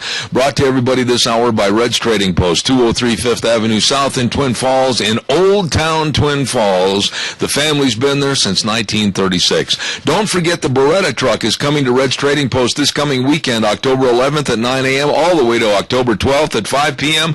Great deals on the truck, and register to win prizes and meet the Beretta team at Red's Trading Post in Twin. Here now, Michael Rogers Weather. Hi, everybody. Michael Rogers from MichaelRogersWeather.com. A Magic Valley, let's put it this way, a staple when it comes to storms coming across the Pacific Northwest into our area. The biggest problem that we have with them is timing. In the forecast yesterday, it said it was going to be sunny. And if you look outside right now, you got windy clouds. Looks like our storm is going to be here a little bit early. Forecast for today, 56 for the high, 37 for the overnight low. We will see sun clouds, and you might get started with some rain that'll carry us over into Thursday. Have a great day. Enjoy the weather. It's the only way that you got. Thank you, Michael. Brought to you this hour by Red's Trading Post, 203 5th Avenue South in Twin Falls. Caller, good morning. You're on the air. Yeah, the bigger picture is every dictator has to have national health care. And, of course, you get the control of media, education, gun control, health care, and bingo, you got total dictatorship. Hitler had it, Mao had it, I mean, you name it, Stalin, and so forth. And this is the bigger picture, because look at all the personal information you have to give in order to even, get onto the exchanges and so forth. So, I mean, this is the bigger picture, folks. This thing's got to be defunded. It has to be stopped, or our country will cease to be. Well, Adrian, you and I are considered by many people to be right-wing radicals, but something, I'm proud of that, because I'm asking questions that a lot of people won't ask. I want to know why the Supreme Court said that it was legal in the first place, and then I want to find out why people haven't complained about Obama changing it after the Supreme Court gave it a clearance, and which I think is totally illegal, and not only to amend it once, but 19 times. And I think it should be stopped right now. Everybody should be very honest. Lay that 2,900 pages on the table. Go through it and say it's not going to be implemented until we know exactly how it's going to affect everybody after the changes. Yeah, most people don't read 2,900 pages. That's 6 reams of paper. Oh, boy. There's 500 pages. That's 6 reams. Pile them up, folks. And then most of it is, as subjected to, in the discretion of, and so forth, of the leader of the Kathleen Sebelius, or whoever's in that office. So it's basically a dictator's dream, because they can interpret the law any way they want to and change it from day to day. Well, I'm very concerned, and I'm going to keep voicing my disapproval of this. And coming up next hour at 10:06, hopefully, United States Senator Jim Risch is going to be calling in about the shutdown, about the debt ceiling time on October 17th, and quite frankly, I'm also going to throw in some questions about Obamacare. So, Adrian, thank you very much. I appreciate it. Okay, you bet. Have a great day. Thank you, Thanks, sir. Dad. Bye now. Calls are welcome and appreciated. 436-2244. And by the way, when Jim's on the phone, I am not going to be taking outside calls, because I only have about 10 minutes to visit with him anyway. So this morning, I apologize. Not a lot of time. I was lucky to get him for 10 minutes, and we're just going to keep it right here between him and I. Don't forget A Child's World, 1308 Overland Avenue in Burley. The number to call, 878-8222. And you can go online to achildsworldinburley.com and shop online for all the Cherokee and Dickey scrubs and all the accessories. And they've got quality games and toys and books and arts and crafts. And remember, it's not too early to think about holiday buying for different presents, free gift wrapping and layaway too. They've got it all for you at A Child's World, 1308 Overland Avenue in Burley. And remember, they, along with Ambulatory Surgery Center, are our sponsors of school days in Cassia County every Thursday. All right, give me a call, 436-2244, 1-866-927-4587. Before I take your call, I had to swallow here because I'm thinking about food, and I'm going to talk about Perkins Restaurant and Bakery at 800 North Overland in Burley, where they always say they believe in being best buds with your taste buds. And I happened to just glance down the sheet, and I saw this great big in big letters that says Neapolitan Silk Pie. 3 layers of absolute delicious heaven, or a raspberry pie, or try this, strawberry pie, or a chocolate pie. Any kind of pie they make there is delicious. Or the raspberry and cream mammoth muffins. Have you had those? Oh, they're good. You're going to love the food. Nice people. Our home for Zeb's Lunch Bunch, Perkins Restaurant and Bakery, 800 North Overland in Burley. I can hear your breathing. It's because I have my nose up to the microphone. Neapolitan pie. Can you give that a little bit more of a description? Are we talking? No, and I'll tell you why I can't. Strawberry cream and chocolate cream? I have never had that pie, and I've seen it, and I want to go try it. I have had so many pieces of pie there, the peach and the pecan and the chocolate and lemon meringue is absolutely outstanding. And every kind of pie they have there. What I would like to do is honestly have a deal worked out with John so that somehow I can have a piece of pie a day for 30 days. And I would. You got to share though. I do. I mean, I do. Yeah. I mean, you do. I do. I do. Yes, you do. Okay.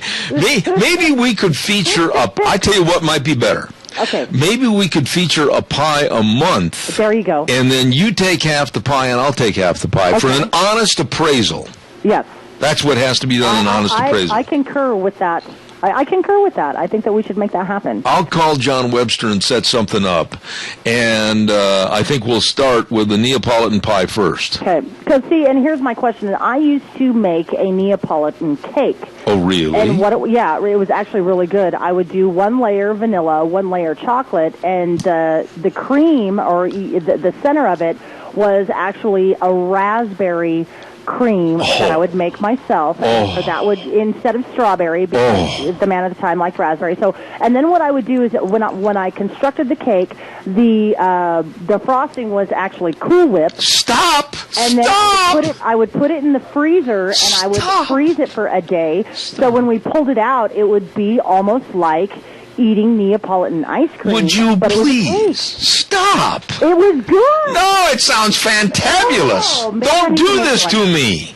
See, I haven't made one of those, and I'd say, honestly, about six years. All right, I got to get a hold of Webster, because, man, you've got me drooling out from both sides of my mouth right now. Oh, my gosh, that sounds good. And Neapolitan pie. So that's why I'm asking, how do they do their Neapolitan pie? Is I will find out. Like strawberry cream, chocolate cream, vanilla cream? Oh, I will find out. I just want to know, because, well, an inquiring mind, and I love anything Neapolitan. No, you're not an inquiring mind. You just want to pig out like I do. Amen. That's it. Somebody needs to feed the skinny chick. You are so skinny. You could take a bath in a shotgun barrel. You know that? I know. Oh, my. So it just sounded so good, so I didn't mean to butt in. But if we could honestly... You did, too. You wanted to tell me all about it, and all I had was a doggone stinking piece of cheese. I'll be back in 6 minutes. You made me mad. Fine. Okay. Welcome back. Zeb at the Ranch. Hour number 3. Kind of cloudy outside on a Tuesday morning. And we thank our major sponsor, your Magic Valley Les Schwab Tire Centers, all 7 of them.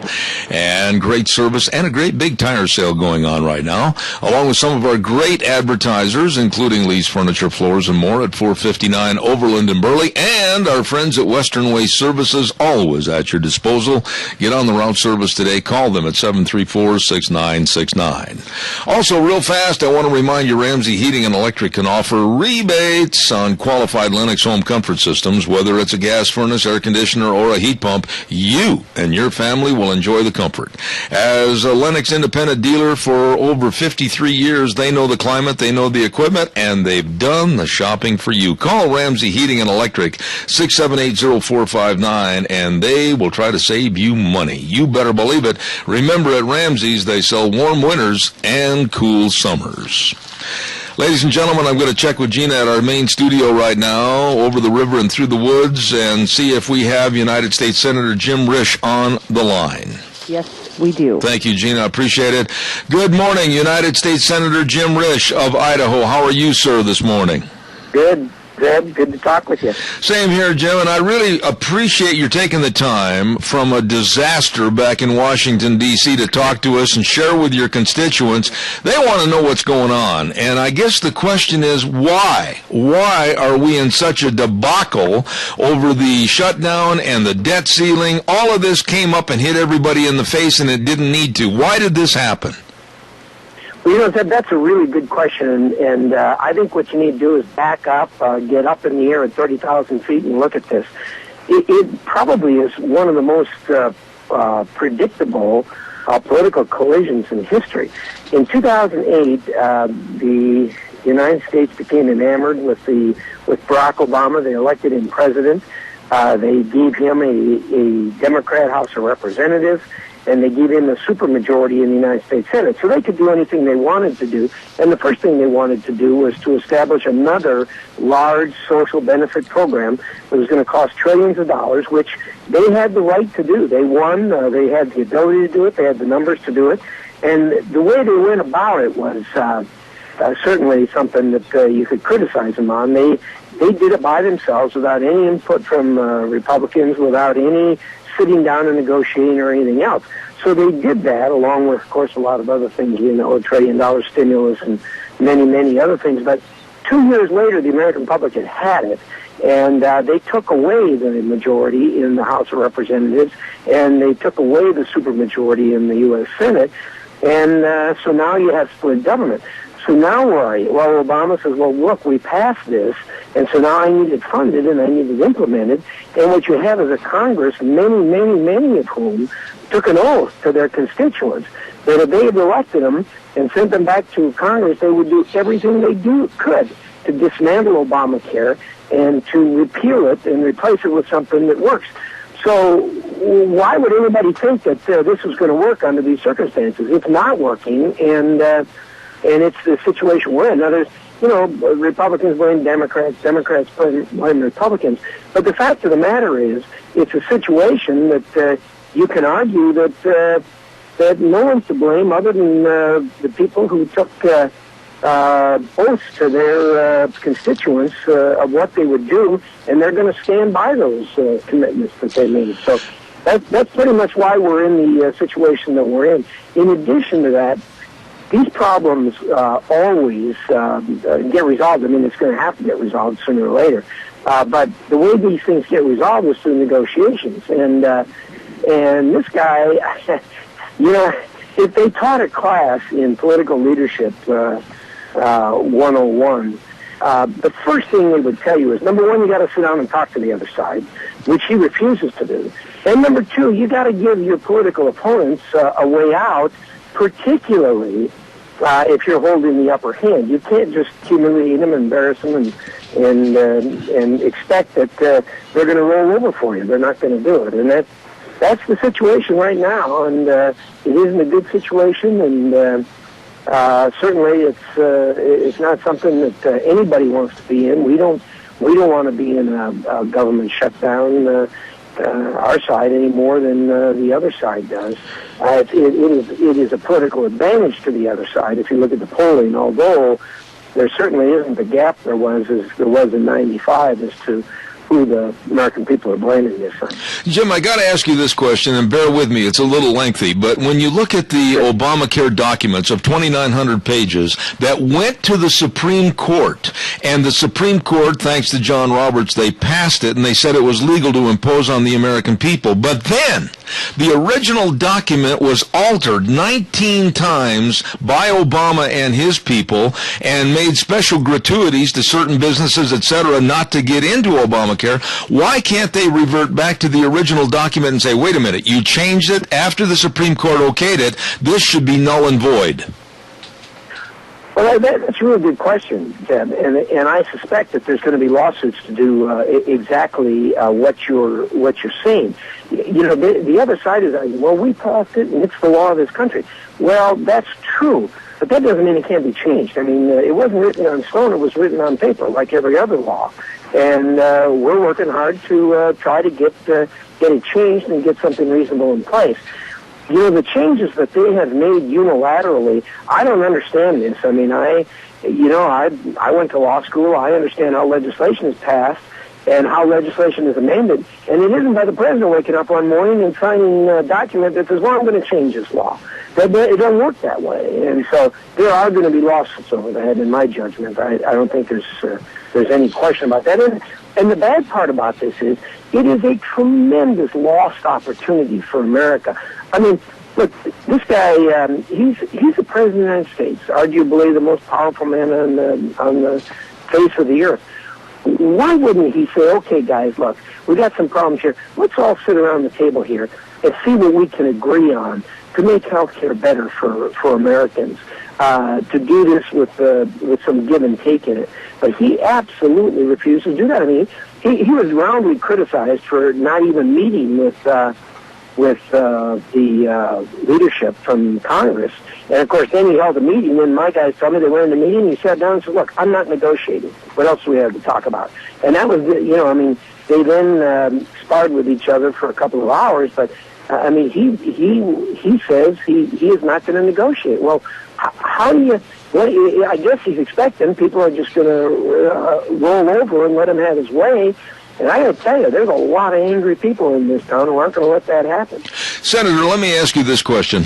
We're knocking on the door, and any moment that little ticker is going to go to $17 trillion in debt. But yet Obama wants to have the debt ceiling raised, basically to spend more money, and eventually, hopefully, he wants a $20 trillion debt to this country. I say enough is enough. Why give him more money to spend us deeper into debt for our future generations? What are your thoughts? Well, you just hit the nail on the head. I give this speech all over the country when people ask me to come and talk, and it is just hard to grab Americans and shake them and say, look what's happening here. Because, when you say, well, the national debt is, when I got here it was $10 trillion in 4.5 years ago, and now it's $17 trillion, and people's eyes glaze over because to them there's no difference between $10 trillion and $17 trillion. They don't understand that the federal government is borrowing more every single day than the state of Idaho spends in a year. Let me say that again. The federal government borrows more to pay its bills at the end of the day than Idaho spends in a year. And that's 365 days a year. And as a result of that, this all went up. Now, everybody thinks that, well, when that the federal government can just print money. They aren't printing money. They're borrowing money. They're borrowing it from China. They're borrowing it from other countries. They're borrowing it from banks and institutions around the world. And somebody's going to have to pay this back. And, I'm with you. Enough is enough. This is, by the way, everything we've talked about so far is the good news. Let me give you the bad news. The bad news is there is nothing on the table, no plan, no proposal, nothing to change that. It goes on day after day after day. The sun comes up in the morning, it goes down at night, and nothing changes here other than the debt is $4 billion higher than it was the day before. I mean, it's just... It's incredible. Absolutely incredible. I know you have to go, Jim, but one final thought, please. Is this just an absolute ploy by the Democrats and Obama and his people to destroy the Republican Party for the elections in 2014? Well, there's no... the politics back here are big league and hardball. Even though I've been in it all my life, I mean, you get back here and you look at this and you go, wow, because, in Idaho, Republicans don't try to destroy Democrats. Democrats don't try to destroy Republicans. We disagree. But, the sacred responsibility that we have handed to us by the voters to say, look, we're handing you this responsibility to govern is just that. It's a sacred responsibility. But there is, and you see it back here, you hear it back here, that they believe they can destroy the Republican Party and make it such that they can't, that for decades to come, that they'll have no opportunity to govern, and that it will be strictly a very liberal left-wing government and rule that will move us more and more and more towards the socialism, the democratic socialism that Europe has. But I got to tell you, there are a lot of us here that are not inclined to sit by idly and watch that happen. We're going to fight for it, and we're going to continue to do that every day. Oh, God bless you. United States Senator Jim Risch from the state of Idaho. Jim, thank you so much. God's blessings to you. Keep the boxing gloves on, my friend. Keep fighting. Thanks, Ed. All right. Take care. Thank you. There you have United States Senator Jim Risch, and laying it out very plainly, very succinctly, and very open and honest about the mess back there and what's happening. And I stand up and I salute him.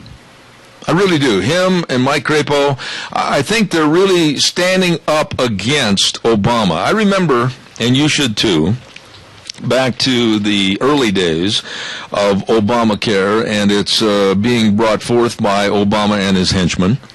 And Mike Crapo stood up and absolutely railed on and on and on about the negativity of Obamacare. And I've always heard Jim Risch stand up, and like he just did now, rail against this continued spending. I mean, $1 trillion. I mean, I've got a college education, and I still can't fathom $1 trillion. People can give you different dynamics about, well, it's as big as this, and you could put $1 around the world 900 times or whatever it might be. I can't fathom $1 trillion in debt. I can't fathom $17 trillion in debt. And I can't fathom or even want to think about for my grandkids and others in the future, $20 trillion in debt. These people they've lost touch with reality. And quite frankly, I think they've lost their minds. $20 trillion in debt, borrow more, tax more, spend more. For what? What are we getting for our buck? What are we getting for our buck? They tell us to pay these taxes. They tell us to abide by these regulations. They tell us that we have to do this. Go sit in the corner. Behave yourself. They tell us they're going to take our young men and our young women for the military service, and they're going to do this and that and the other with them. We supply everything to them. They tell us what to do. That's not the concept of this country and our Constitution. We're being led by the nose by these people. And I, for one, am about ready to sneeze. Calls welcome, 436-2244, 1-866-927-4587. Don't forget Sportsman's Warehouse in Twin Falls at 1940 Bridgeview Boulevard in Twin. Reese Widmeyer, the manager. It is absolutely the great indoors for those who love the great outdoors. Boy, it is more than just a store. It's an outdoor adventure. I mean, I just love going in there, and everybody, all the experts and the quality gear and the down-home attitude, hunting, fishing, archery, camping, boating, ATV, everything is in there. You better plan on taking some time to go through the store because it's going to take you time. Fun time at Sportsman's Warehouse, 1940 Bridgeview Boulevard in Twin Falls. Give me a call, 436-2244, 1-866-927-4587. I'd like to hear from you. Also, the Chadwick Sports Grill, 139 West Main in Burley. Oh, they've got delicious luncheon specials in there every Monday through Friday for just $5.95. $5.95? I'm not kidding you. $5.95. Best deal in town. And then also, don't forget, Monday through Thursday from 4 to 6 p.m., senior citizen dinner special, $5.95. What are they going to have today? Well, today's Tuesday, October 8th, baked macaroni and cheese. I love baked macaroni and cheese with ham. Oh, my mom used to make that. Love that in the fall and the winter with super salad at the Chadwick Sports Grill, 139 West Main in Burley. Really good people. Well, good people, give me a call, 436-2244, 1-866-927-4587. I'd like to hear from you, so give me a jingle on the landline, and we'll talk about anything you want for about another 9 minutes or so. And you pick the subject, we'll talk about it if you would. I pulled off a bunch of information this morning. Excuse me, I got a cough again. I think I'm getting a little bit of a cold. Harvard physicist running for Congress is really criticizing global warming as nothing more than mindless hysteria. Dr. Mike Stopa. We'll talk about this in just a minute. Good morning, caller. You're on the air.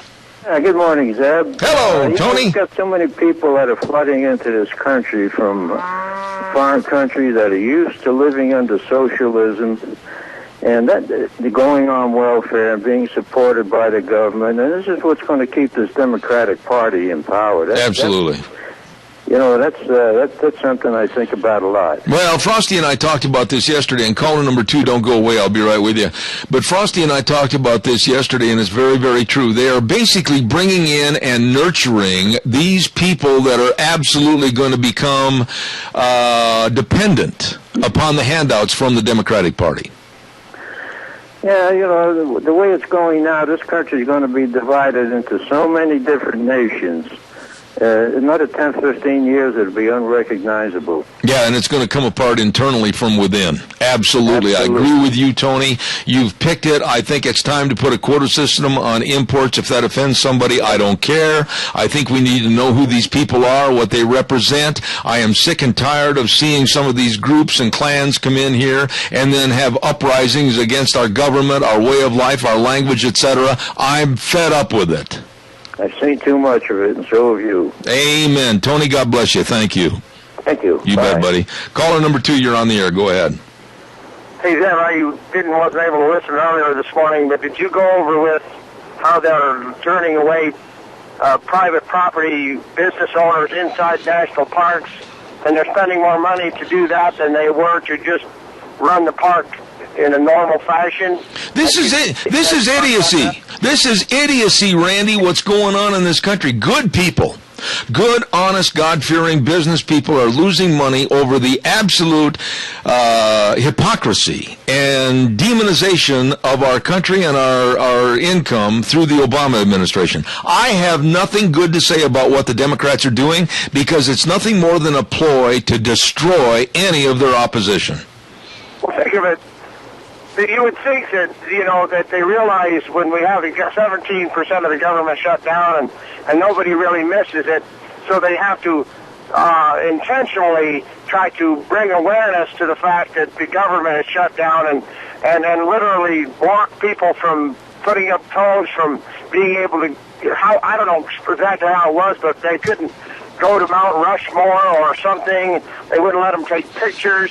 I mean, the insanity of this, you would hope that people would go, gee, is this America? Well, I said something the other day, and you wouldn't believe the amount of people that criticize me for it. But I'm going to say it again, because I believe it.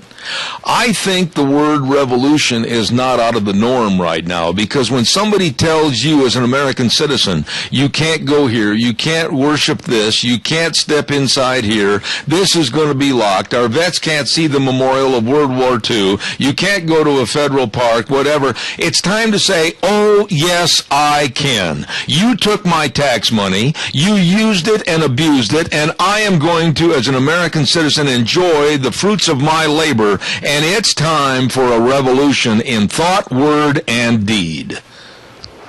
Well, you just hope that people who normally were somewhat neutral realize that maybe this is just not what it ought to be, and they start to, involve themselves and be proactive. You just hope every day that they wake up.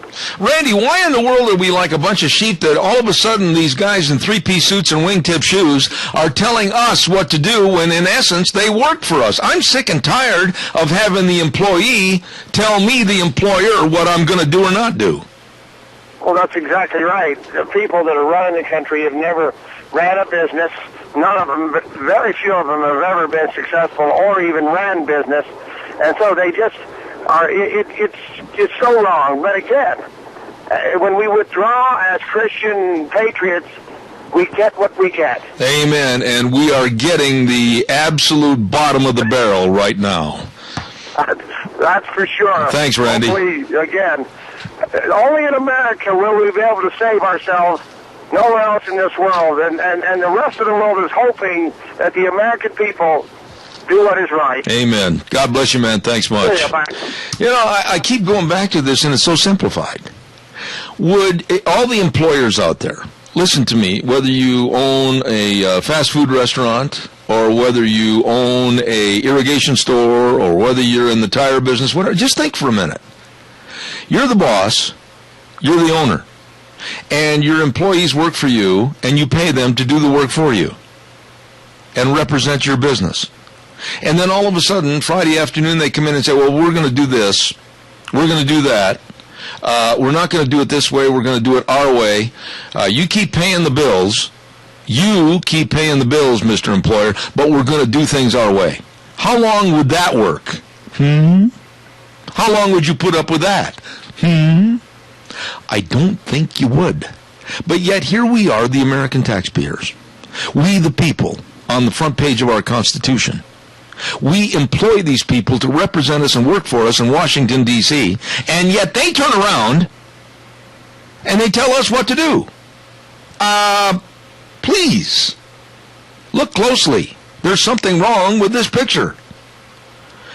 We should be demanding to these gentlemen and ladies that it's going to be this way, or, golly gee, you're going to be unemployed at the next election. Go back to being a dentist. Or whatever. And there's a little jab there. You felt it. I did too. I'm sick and tired of being told what to do when I'm the employer and they're the employee.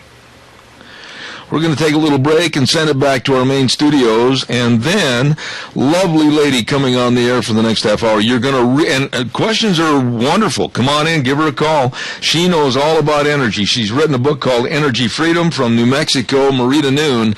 That'll be coming up in just a few minutes. Stay tuned.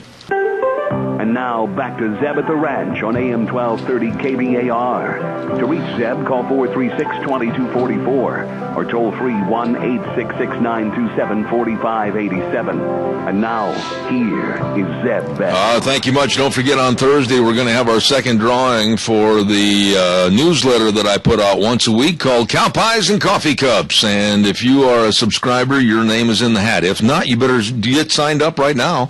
You can go to zebbell.com and give us your email address, and we'll start sending you cow pies and coffee cups, and you might be a lucky winner. This week, we're going to be giving away a great big light bulb package from Ramsey Heating and Electric, along with 2 Zeb at the Ranch steak knives and a customized pen set. So that's all going to be drawn for in one lump sum on Thursday. Don't miss it. We have an opportunity to get the best people in all topics on this program, and I'm very, very blessed to have been introduced to this lady, I think about a year ago. I think she was on our program for the first time, and hopefully she'll be on our show many, many more times in the future. And her name is Marita Noon, and she has a book called Energy Freedom with the faded words, take away energy, take away freedom. I couldn't agree with her more. Good morning, Marita. How are you? I'm great, Zeb. Good to talk to you again. Thank you. Well, appreciate your kind words of your introduction. Well, I tell you something. I am absolutely one of your fans, and we've never met personally. I can't wait till we do, but I look forward to that as well.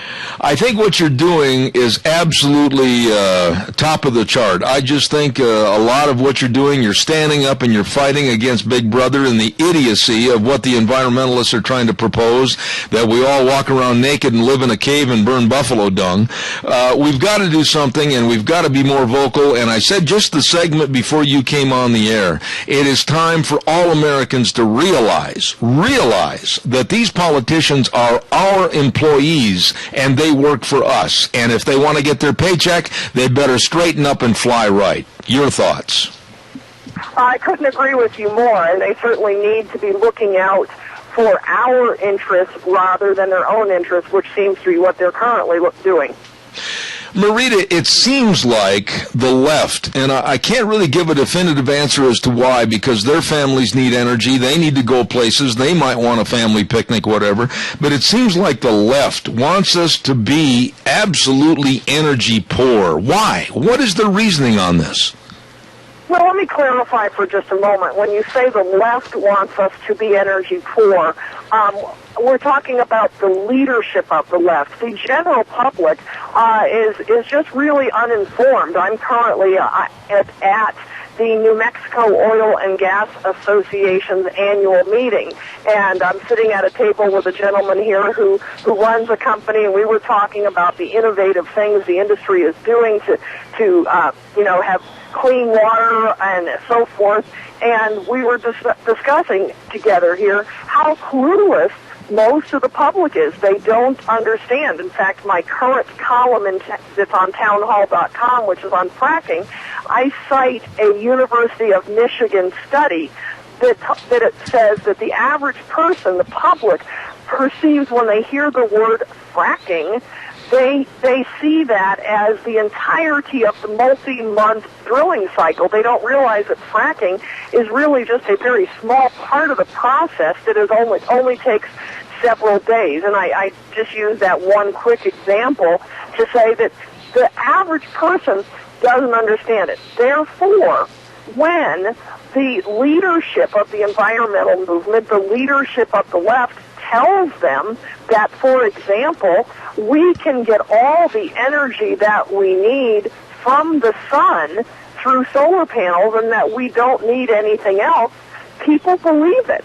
They really think that that's possible. I was at a hearing in Santa Fe, New Mexico a couple weeks ago where there was 50 environmentalists were there in support of a particular policy, and there were 3 of us on my side of the issue that were not in support of that policy. And one of the women said, we can get enough energy from 1 hour of the sun to provide for the energy needs of the whole planet. Oh, boy. I mean, you know, they say these things that are totally not grounded in truth, but they say them in such a way and with such authority that the general public accepts it, buys into it, and believes that it's accurate. Yeah, but when you say the general public, okay, I'm a simple old cowboy from Idaho, okay? I understand, though, that if you're going to talk about, one little solar panel will take and supply all my power for a month or whatever, people don't realize when they say something so stupid that the conversion to that type of power, whether it's solar, whether it's wind, the conversion's not there. The efficiency's not there. The income adjustments are not there. There is no way that we can be anything but a regressive society if we try to propel into that, because it's not available and it's not ready for us.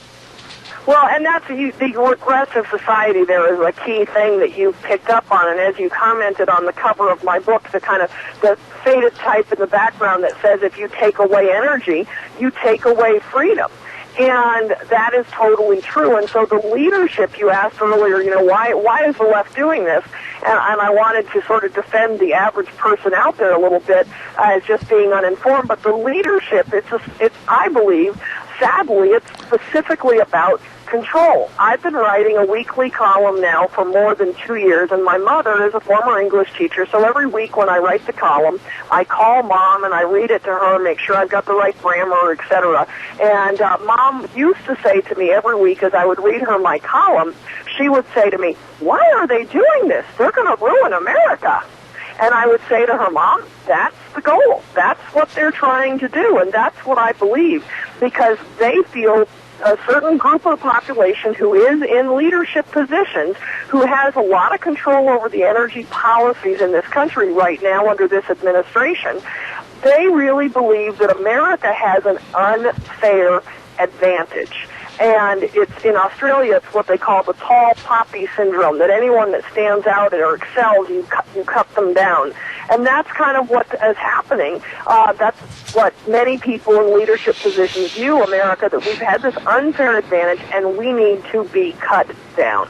I'll be quite frank with you. If I know that I'm going to get into a street fight and I know the other guys are midgets, I don't mind having an unfair advantage. And I use that as a kind of a ridiculous analogy, but I'm sick and tired of being cut down, being put into second place, being told that I can't go visit Aunt Martha and Uncle Fred because the tickets are too high. I can't drive there because diesel fuel is going to be too high. I'm looking at nothing more than a regressive society, and why can't the general public understand this? Well, I really do think they're beginning to see through this. I think the public opinion is changing. Some of the issues as the policies that this president has put through are beginning to really impact people's pocketbooks through their energy bills. And, this president has been very lucky, because the low price of natural gas has actually, in many places in the country, lowered utility bills, which means that the increases in utility bills due to the renewables are not as obvious. They've been somewhat counterbalanced by the low natural gas prices, so people don't see it as much. But people I believe, are beginning to wake up to this, and in large part thanks to people such as yourself, and I hope myself, who are kind of out there sounding the clarion call for people to see what is really happening and to understand the role that energy plays in our life. Marita, where did these different environmental groups, where did they get all their millions and millions of dollars to absolutely bankrupt the progress of America? I mean, these people are loaded. Well, sadly, a lot of it actually comes from oil and gas. It comes from fortunes that were made several decades ago, or several generations ago, actually, that were made in the oil and gas industry. Money was made, foundations were started, and that money has grown and grown, and it now it funds the opposition. Well, now, when you look at the environmental movement and all the different grants and all the different loans and all the different groups that are out there saying that we should all be regressive and live in caves, all of this has to be taught somehow. And that leads me into what I'm really afraid of, and that's our education system, whether it's in the kindergarten, the elementary school, junior high, etc. Our kids are being brainwashed, and how do we overcome this? Well, again, it's a tough thing because they have been brainwashed, as you said. The education system. I was speaking in Kentucky back in June, and there was a young man, an intern, that was with the Kentucky Oil and Gas Association where I was speaking, and I said to him, he was a college student, and I said to him, what do your friends do? How do they deal with, for example, the fact that the climate has not warmed in 15 years? How do they deal with the fact that the predictions from the environmental groups that are pushing a global warming agenda, how do they deal with the fact that they were wrong? And he said they don't. They somehow. He said, and here's what he said to me. Here's the key thing. He said, you need to realize that we have been taught this since kindergarten, and so that's what we're facing. Mm-hmm. All right, with that, now, I don't really have an answer for you. It's a difficult process unless the economics of it prove to be so damaging, and then the fact that the climate hasn't warmed in 15 years. The reports look like we're heading into a really cold winter, which will help to steer public's opinion away from that messaging. Yeah, it's really, you hit the nail right on the head there, because just this morning I received word about Dr. Mike Stopa, a Harvard physicist that is also running for the seat that Democratic Ed Markey had in Massachusetts, and he came right out and said that it's nothing more than hysteria. Global warming is nothing more than uneducated hysteria. And I think if a lot of people looked at the Al Gores and they looked at all the other people that are pushing this green energy and global warming and really tried to understand what they're doing, I think they'd not only walk away from it, they'd run away from it. Well, I agree, and again, that's why what you're doing, and I think what I'm doing, is so important. I really view that the work that I'm doing, it's not just about energy, it's about saving America. And some of the guys here will say to me, "Why do you do this?" And I'm like, "I'm trying to save America," and I really believe that's what it's about. How are you doing in your, your announcement that you're going to be a soldier to save America? How are you doing? Are you seeing bright spots? Are you seeing groups say, I didn't know that, and joining you? I mean, I will absolutely support you and do all I can to help fight along with you, but sometimes I get really depressed because of the idiocy or the naivete of America not really caring. Well, it is. I do sometimes get depressed as well, although I am naturally an optimist, which, I couldn't do the work that I do and get out of bed every day if I wasn't naturally an optimist. But there are some bright spots. For example, the election in Australia on September 5th, Australia elected Tony Abbott as their prime minister. Now, what do we care about that? Well, the important thing to realize is that Tony Abbott ran a single-issue campaign, or virtually a single-issue campaign. The Financial Times said about Tony Abbott's campaign, we don't know much about what his energy policy, his economic policy is going to be, but we do know that he's going to repeal the carbon tax. And the liberal-sided government, which in Australia is the Labour government, had put in a carbon tax. And people in Australia were feeling the pain in their utility bills, and they were feeling the pain in economic slowdown from this carbon tax. And so Tony Abbott ran almost single issue on, I will repeal the carbon tax. Within days, he abolished, I forget the name of it, but their climate change administration or their climate change office. He abolished that office. Then in Germany, September 22nd was the German election, And Angela Merkel was reelected as expected. However, the important thing there to realize is she campaigned on reforming their green energy policies and their green energy subsidies. Now, she put them in, but she campaigned on reforming those. A week later in France, a poll came out. The president of France, who had just put in a carbon tax in France, then a poll came out, and his poll numbers have a below 25% favorable rating because of the carbon tax. Now, so these are some interesting things to look at the trend line globally, that the idea of carbon tax, the idea of green energy subsidies, and all of that is losing favor. Absolutely. Marita, tell me a little bit about the book, Energy Freedom. Where can it be obtained? I'm so blessed to have a copy sent from you, but what about the general public? How can they obtain a copy and really understand where you're coming from and where we're going on this absolutely insane lack of energy?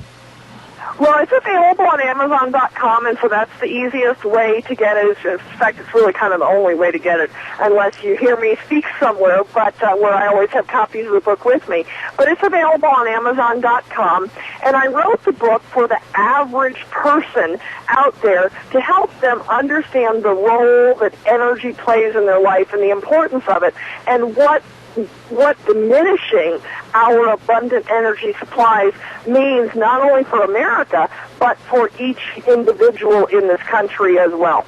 I think to wrap up our conversation this morning, I want to see if you'll agree, and I think you will, that all of a sudden tomorrow morning at 9 o'clock, if gas and diesel were down at a $2 level, I would bet and wager with you a large sum of money that in 30 days our economy would be on such an upswing, there would be hiring, there would be absolute dancing in the streets, that we could put America back on a road of progress in less than 30 days if fuel costs were lowered.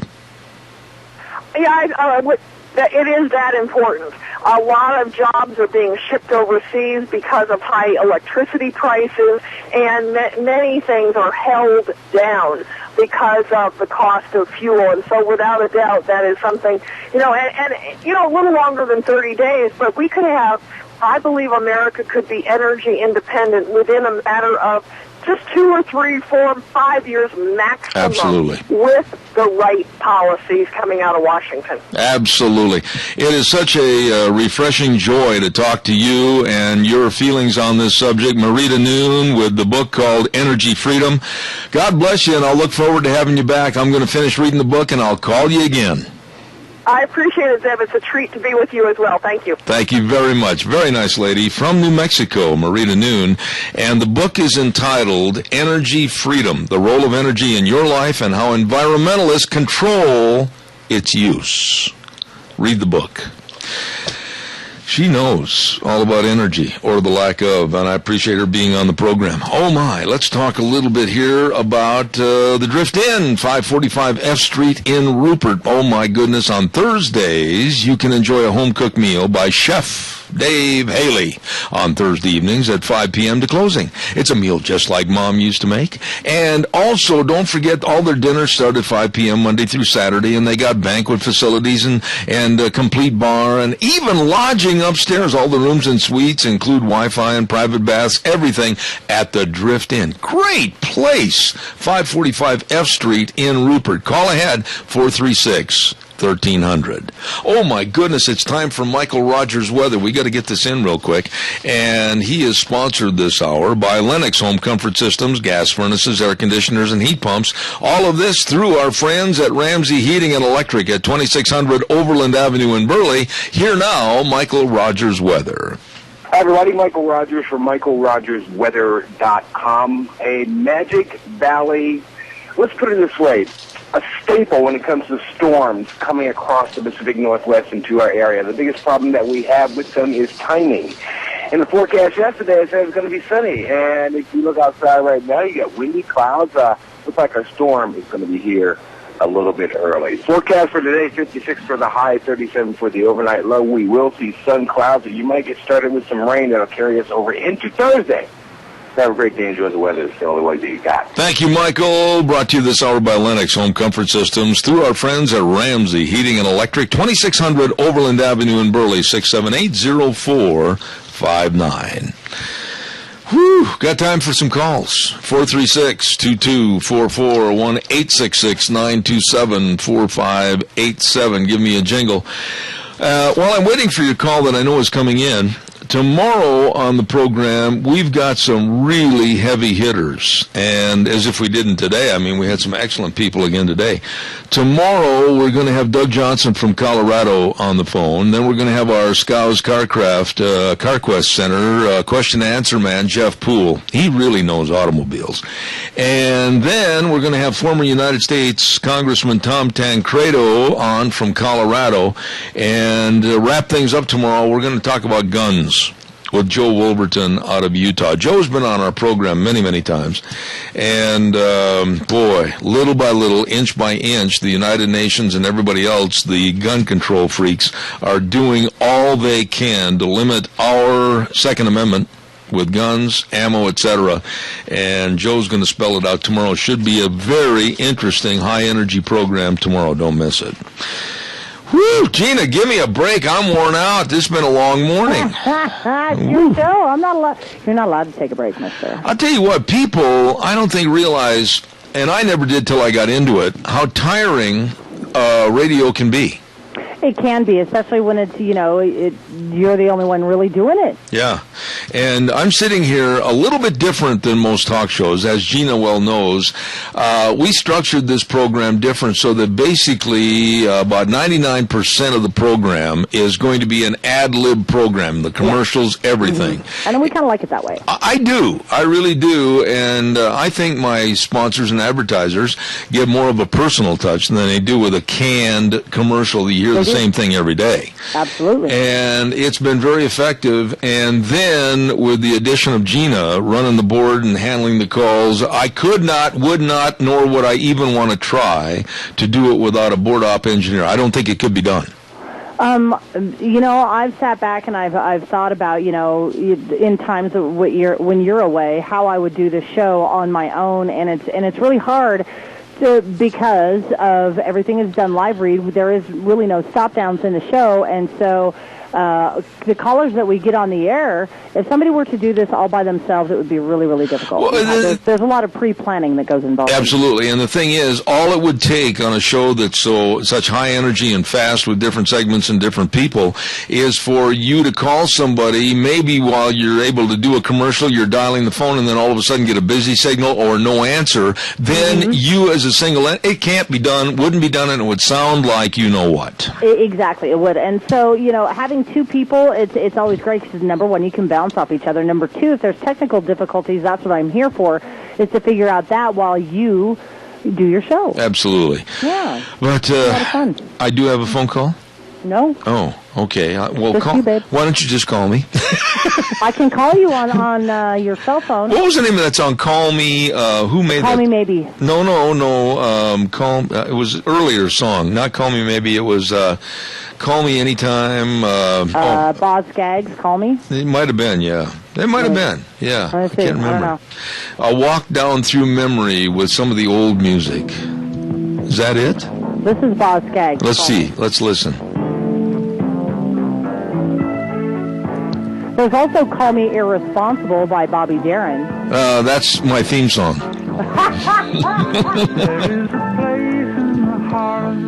That's not the one I'm thinking of. I can't remember. It's something about, I'm sure all the old-timers out there like me can remember, Call Me any time of the day. I can't remember the lyrics exactly, but Call Me, and it's, I can't remember the name of it. It just hit me all of a sudden. I'm sorry. Sure it's not Call Me Irresponsible? No, believe me, I know that song by heart. No. You sure? No, positive. Yeah. Okay. I'm playing it anyway. This is a good song, though. They don't make songs like that anymore. They don't. Well, actually, Michael Bublé does a really good... he really has kind of cornered the market on this kind of music. I agree with you, but listen to the tone, listen to the background music. It's just great. That piano, I love that. I love that. Oh, I tell you what, you're not going to get that in a rap song. No. You know, honestly, I don't listen to rap songs anymore. I can't. There was a point in time in my youth where, you know, it was kind of fun to listen to, but now I'm like, really? No. You know, even, and I got to be fair here in my criticism, some of the new country that's out, it's not country music. Well, country music has kind of, they've broadened their genre, as it were, and so country music has a lot of sub-genres, and so you've got a lot of crossovers from rap to country, from country to rap, from pop, rock. There's a lot of crossovers going on to where a lot of the musical styles now are just kind of blending themselves together.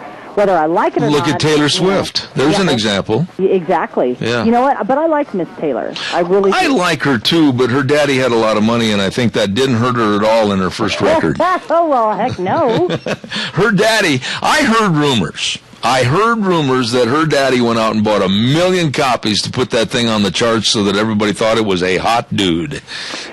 It's quite possible. Yeah, I heard that. I really did. And I'm not saying it's a fact. It's a rumor. Did he give it away to all of his friends and employees and everybody else? Did he just purchase them and then distribute them out? Everybody that was driving one of those trucks was listening to it. Let me tell you. There you go. I got to pay some bills.